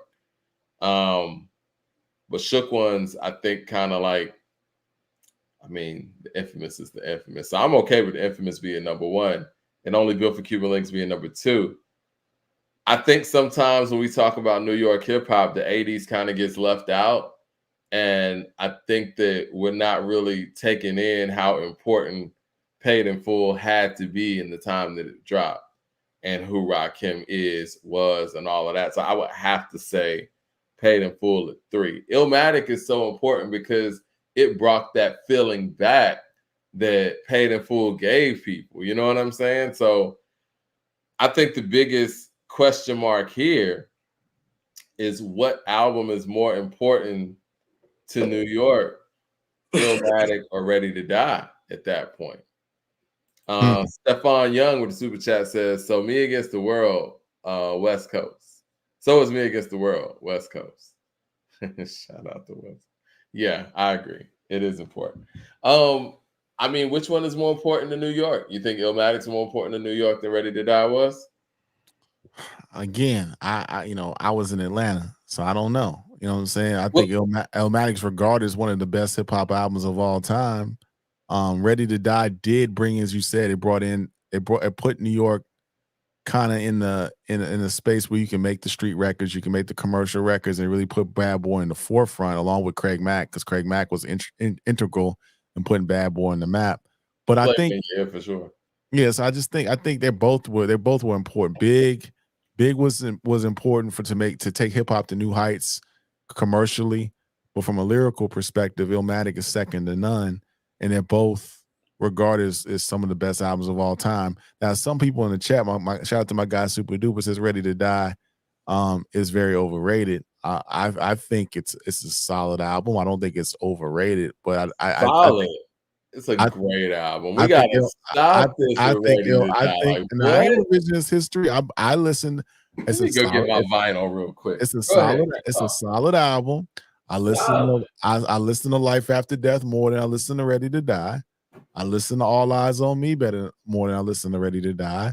I listen to The Infamous more than I listen to Ready to Die. I listen to B more than I'm being for real. What I'm saying, the album on the list, Only Built for Cuban Links, I listen to the record more than Ready to Die. That's just the truth. I don't find myself going back listening to Ready to Die like that. I listen to 36 Chambers more. I listen to Even As Dark and Hell Is Hot. I listen to all these records. I listen to more than Ready to Die. So you want to call it great, you can call it great. But for me, it don't get that much burn on me. I listen Where's to the Life After Death. problem? Look, we got Things Done Change. We got Give Me the Loot. We got Machine Gun Funk. We got Warning. We got Ready to Die. We got One More Chance. We got The What. We got Juicy. We got Everyday Struggle. We got Me and My Bitch. We got Big Papa. Where's the problem? There's no problem. I just don't listen to those records. I don't get up and start my day and listen to Juicy. I don't. Well, I mean, you picked probably one of the weaker records, but hey, I see where you're coming from. This is what I'm gonna say about Ready to Die. Is Illmatic the better album? Sure. Yes. It is. Yeah, it is. That's not even a question in my mind at this point. But what album of the ones that we're talking about here, the Infamous, let me pull up the list. The Infamous, Only Built for Cuban Links, Paid in Full, that's a different era, so we're not even going to talk about that. Paid in Full kind of put New York on the map in a different kind of way. Even the Low End Theory, that's a little earlier, but let's put Illmatic there, right? Which of these albums was actually going to have them competing with what Dr. Dre and Snoop and those guys were doing on the West Coast? None of them. It took this album right here. It took, I got this album in my hand. Go back to me on the screen. It took this album right here to bring New York back to radio and bring some record sales in there where they could actually compete with what Death Row was doing. Everything else, I don't want to say was local because that sounds disrespectful, but yes, these were New York records. This thing was worldwide, it was nationwide, and it was necessary. And they hold Biggie to such high esteem, really based off of this effort. And nobody, Life After Death. Nobody's saying the record wasn't important. It didn't put New York in a different sphere when it comes to the music industry and record sales and competing with the West Coast. But this is not a better album than Only Built for Cuban Links. It's not a better album than Infamous. It's not a better album than, hell, it might not be a better album than As Dark as Hell Is Hot. It's not a better album than those albums. All right, I'm gonna keep it real. Keep it real, Ron. It's better than the Infamous. It is. Ready to Die is better than the Infamous. I would take that any day. Which album? Go track for track with that? Which album do you listen to? Well, you got the vinyl, so shit. You might listen to Ready to Die more. Yeah. What album do you listen to more, Mike? I listen to Ready to Die much more than I listen to the Infamous. Mad Max with the super chat says the Infamous, Purple Tape, number 2. You got Illmatic at 3, Paid in Full 4, Ready to Die 5, Low End Theory 6, It's Dark and Hell Is Hot 7, 8, Life After Death, 9, The Blueprint, 10, Get Rich or Die Trying. What do you think about The Blueprint being above Reasonable Doubt on a list like this? let's not be revisionist, because 1996, Jay really didn't hit his stride till Volume 2 came out. You know what I'm saying? Hard Knock Life came out. And I was one of the ones that saying Jay-Z was going to be renowned as the greatest rapper of all time in 6th grade. Nobody believed me. Yeah. But he wasn't a guy like that with Reasonable Doubt. People grew to appreciate, Reasonable Doubt. When the Blueprint came out, you had Flex dropping that joint 5 times in a row on Hot 97. You had him playing down here, Greg Street in 1079 in Atlanta, playing that joint like 20 times in a row. You had him doing it at the BET Awards. So he's in a different space. And plus it came out September 11th. You know what I'm saying? So it's a New York album. It made Jay-Z, it took Jay-Z to being thought of as great, being thought of as dope, to being in conversation, and he's got the game on lock. He's that GOAT talk is starting to percolate around. I'm gonna say this because I've never gotten New York's take on the Blueprint, to be honest. I mean, the conversation has never really come up. It's actually produced by people who are not from New York. I don't know. I mean, I find it interesting that the Blueprint is ranked this high. It's like right after Illmatic. Now, granted, I agree with you. I don't think the Reasonable Doubt should be super high because it didn't make its impact initially in the way that albums like It's Dark and Hell Is Hot did, or It Takes a Nation did. It definitely shouldn't be over Ready to Die. It shouldn't be over The Great Adventures of Slick Rick either, to be honest. Now, is it a better album than some of these? Maybe, sure. But we're talking about, I guess, what it meant for the city at the time. And I don't see how it really competes with those albums. I mean, they got Reasonable Doubt right after Into the 36 Chambers. It's like, nah. Right. But Mike, what I'm saying is this, and it's back to my unscientific method of evaluating the impact of albums. I wasn't in New York. Well, when cousins used to come down from the South, they would have a couple albums with them. They didn't have Ready to Die with them. They had the infamous, they only built for Cuban Links. That's what they was bringing back. That's what they were showing us. That's what maybe they thought that we already knew about, Ready to Die because it was just so big. Maybe. I don't know. Stephon Young with the super chat says Ready to Die was not nationwide. What? That's what I'm saying. It was, man. No. I'm going to push back on that. Ready to Die was one of those albums that when you would go in somebody's house and you saw their CD collection, everybody had the record. You know what I'm saying? Like, back then, for the people who are old enough to remember this, back then, you could actually look in somebody's CD book or CD collection or just, the music they had in the house and really know how well records were selling, because like everybody has certain records. Like, and Ready to Die was one of those records. Mad Max with the super chat says Into the 36 gotta be in there. My bad. Life After Death can go. Yeah. I mean, Into the 36 is way more important than Life After Death. We might be undershooting Into the 36. Stephon Young says Big didn't go viral into the Pac beef. That's not true. That's not true. Now, I know we got a lot of Tupac fans in here, but that is not true, man. Now, I will say this. Juicy is bigger now and after Big's passing than it was when it came out. But Juicy was still a pretty big record.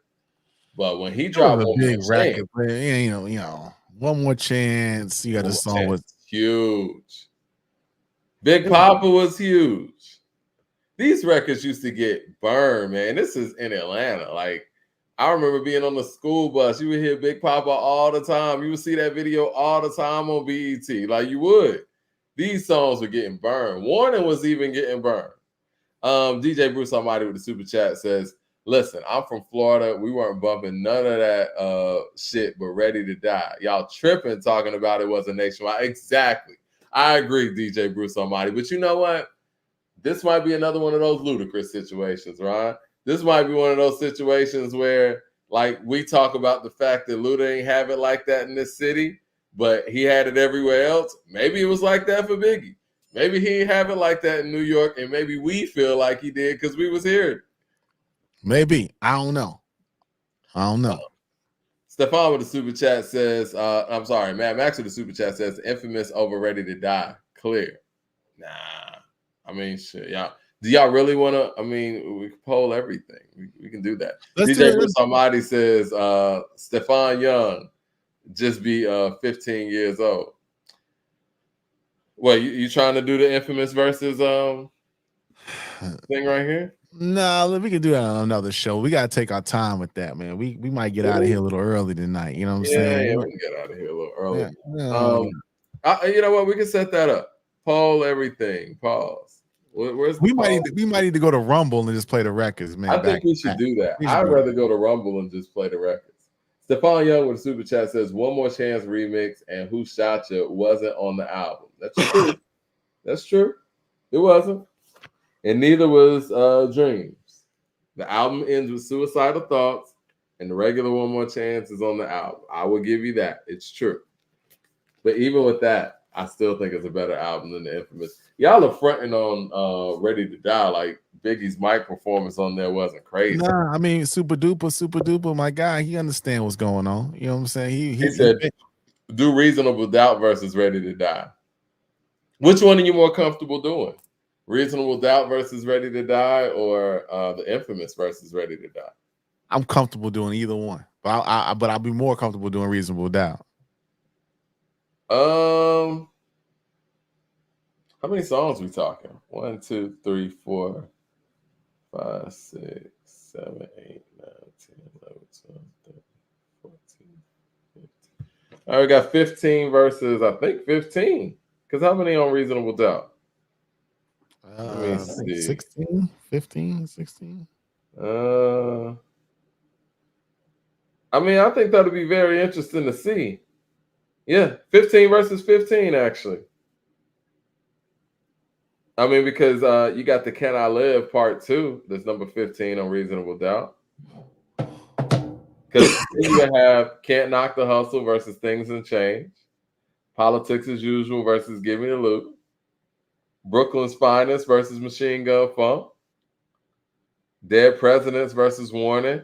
Reasonable Doubt's faring very well right now from, just me thinking off top. Feeling It versus Ready to Die. The Evils versus One More Chance. 22 Twos versus The What. Can I Live versus Juicy. Ain't No Nigga versus Everyday Struggle. Friend or Foe versus Me and My Bitch. Coming of Age versus Big Papa. Cashmere Thoughts versus Respect. Bring It On versus Friend of Mine. Regrets versus Unbelievable. And Can I Live versus Suicidal Thoughts. I don't know. It's a tough one. Off the top of my head, Reasonable Doubt won a lot of those in the beginning, and it kind of start going the other way. I don't know. If Ready to Die is better than Reasonable Doubt track for track, is it possible that Reasonable Doubt might be slightly overrated? So what? Is it possible that Reasonable Doubt might be slightly overrated? Because of the person that made it. Joe Young. Joe Young with the super chat says, "My man Ron, you correct. The Blueprint is Hov's best work. Got to at least be top 10. Mike, stop playing that he is held high. I remember people was waiting outside to get that Blueprint album. I'm from Rhode Island. Trust me." Okay. Shout out to Joe Young, man. I remember that, man. The Blueprint was a big deal, man. I was sitting in front of my computer that day, or days before that. Napster was rolling. It's like, man, we're gonna go to the store and get this Blueprint, and then, the towers went down, and we still went and got the Blueprint anyway. Great album. Yeah. Great album. What I'm saying though is I guess it is New York, man, because the Takeover has a lot to do with New York. That's a part of New York history. It is. I mean, and I say this respectfully. Takeover changed Mobb Deep forever. It did. Okay. So yeah, I think my only discrepancies is I think that let me get back to this before we get out of here. I think that DMX should have been up a little bit higher. Yeah, I think. What do you think about Get Rich or Die Trying's placement? You gotta have it there, man. You gotta I mean, have it there. it's at number 6. You I'm gotta sorry, have it's at it number there. 9. Excuse me. Is it too? Does it need to be lower? It could go lower. I have no problem if you had it even top 5. Because I mean, you got to think about Get Rich or Die Trying, what it did for not only East Coast rap, but he was a mega star at that point. You know what I'm Is saying? it more important to New York than the Blueprint? Damn, I don't know. I have to ask somebody from New York. Again, I don't want to speak what I'm speaking from the South. You know what I'm saying? I can't say that. What's more important to them? Because that's like somebody telling me what was more important to the South. Was it I'm serious or was it Aquemini? They can't speak for us. What I can tell you is that Get Rich or Die Trying launches 50 to another stratosphere because a mega star. Then you got the G Unit mixtape run. I mean, that's second to none. I mean, sure. The energy around 50 is something like you can't even duplicate, man. So you know what?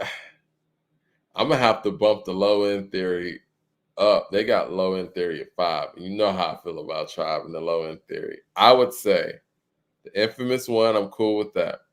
Only built for Cuban Links 2. I think I'm still gonna go Paid in Full 3, Ready to Die 4, Illmatic 5. Think I'm gonna go Into the 36 6. And I might go Get Rich or Die Trying 7. What 50 did was crazy. Never be done again. Now that comes out 2000. That's 2000. What? That's 2004 or 2003. Yep.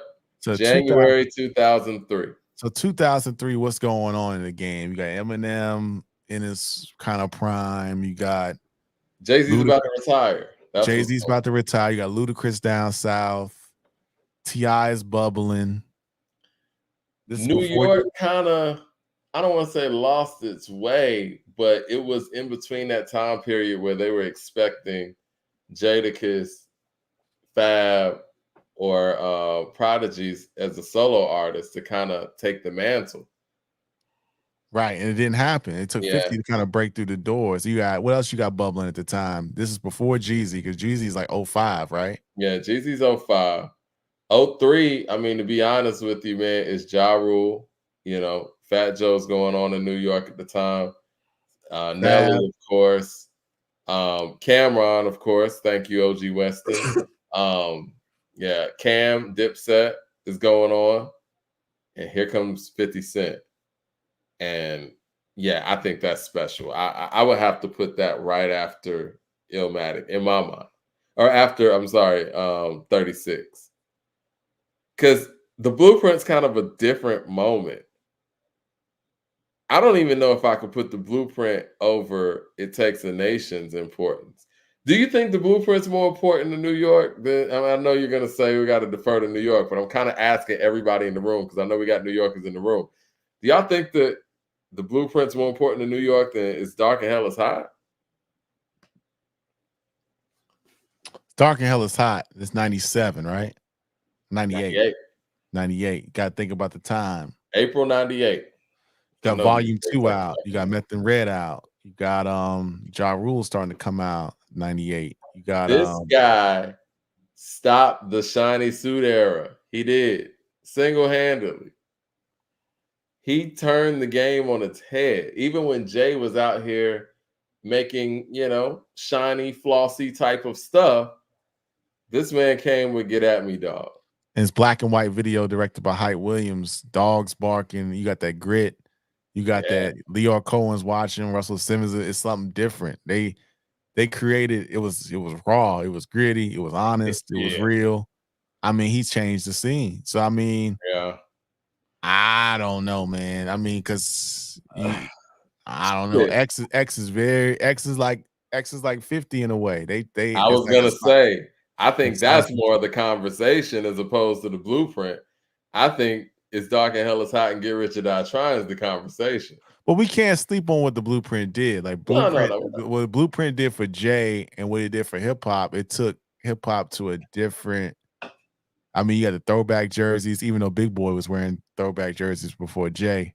You know what I'm saying? But you had the throwback jerseys. You had like the smooth aesthetic that Jay was bringing. That soul sample that way Kanye chopped it up, introduced Just Blaze. Yeah, I think Blueprint's the a very soul sample is probably the biggest influence of the Blueprint for sure. right. It's a very important album. I mean, Oh, it's important. all three of those albums, like I said, It Takes a Nation was before our time, but it's still one of the greatest, one of the best albums of all time. But I just think for New York, people saying the streets was dead before 50 came and brought that shit back. You know what I mean? Mm-hmm. It was dead. All right, guys, man. I think that's we could table it for that moment, but we got to get on Rumble, and we're actually going to get the profile out there so you guys can start joining the Rumble cast, so we can start playing this music. Because the fact that y'all think the Infamous is better than Ready to Die is troubling to me, and I really want to sit here and press this button and start playing some songs, but YouTube. I mean, I know you got the vinyl. I know you got the vinyl, Mike. Before we get out of here, real quick, I just want to give a shout out to Snoop Dogg. He was at the Olympics. He was. I got the pictures. Loaded up. You know what I'm saying? Snoop was at the Olympics doing his thing. You know what I'm saying? He was out there representing Team USA. He's got another. He's got another. He was. Whoever thought hip hop would take it this far. You know what I'm saying? He got the torch. Hip hop's biggest star, man, Snoop Doggy Dogg. He's not like, again, we talked about this offline. He's known for his music because his verses against DMX was like, kind of shine a light on his music game. But he's more of an international star, more of a pop, not a pop star, but more of like a hip hop emissary. So it's a positive thing I'm saying about Snoop. But he's just a big brand, and he's Snoop Dogg, and it was good seeing him represent, the country. Even though that I heard that the opening ceremony was wild, crazy. I had to turn it off because my kids was watching. I couldn't even put that in my spirit. It was wild. But shout out to Snoop, man, for representing hip hop in the Olympics, man. One of the greatest, man, and the biggest star that hip hop's ever seen. We needed people like that to really take hip hop to another plateau. West Coast was able to do that. The West Coast doesn't get a lot of, I don't think the West Coast gets enough credit for how commercially viable they showed that hip hop could be.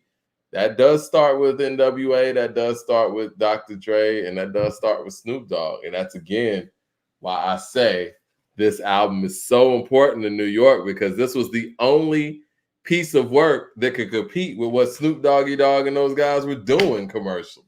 Right. It is what it is. And my last question, is Snoop gonna be judging the breakdancing competition? Like, because breakdance is officially an Olympic sport, people. No trolling.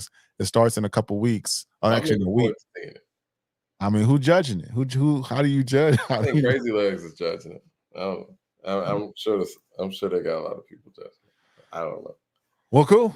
All right. Hopefully some FBA people. Yeah. All right. We'll see. All right. Well, hit like and subscribe, everybody. Appreciate y'all rocking with us today. And yeah, man, appreciate the feedback and everything. But yeah, join Rumble. We're gonna have that information out for you guys in a second. And enjoy the rest of your week. Peace.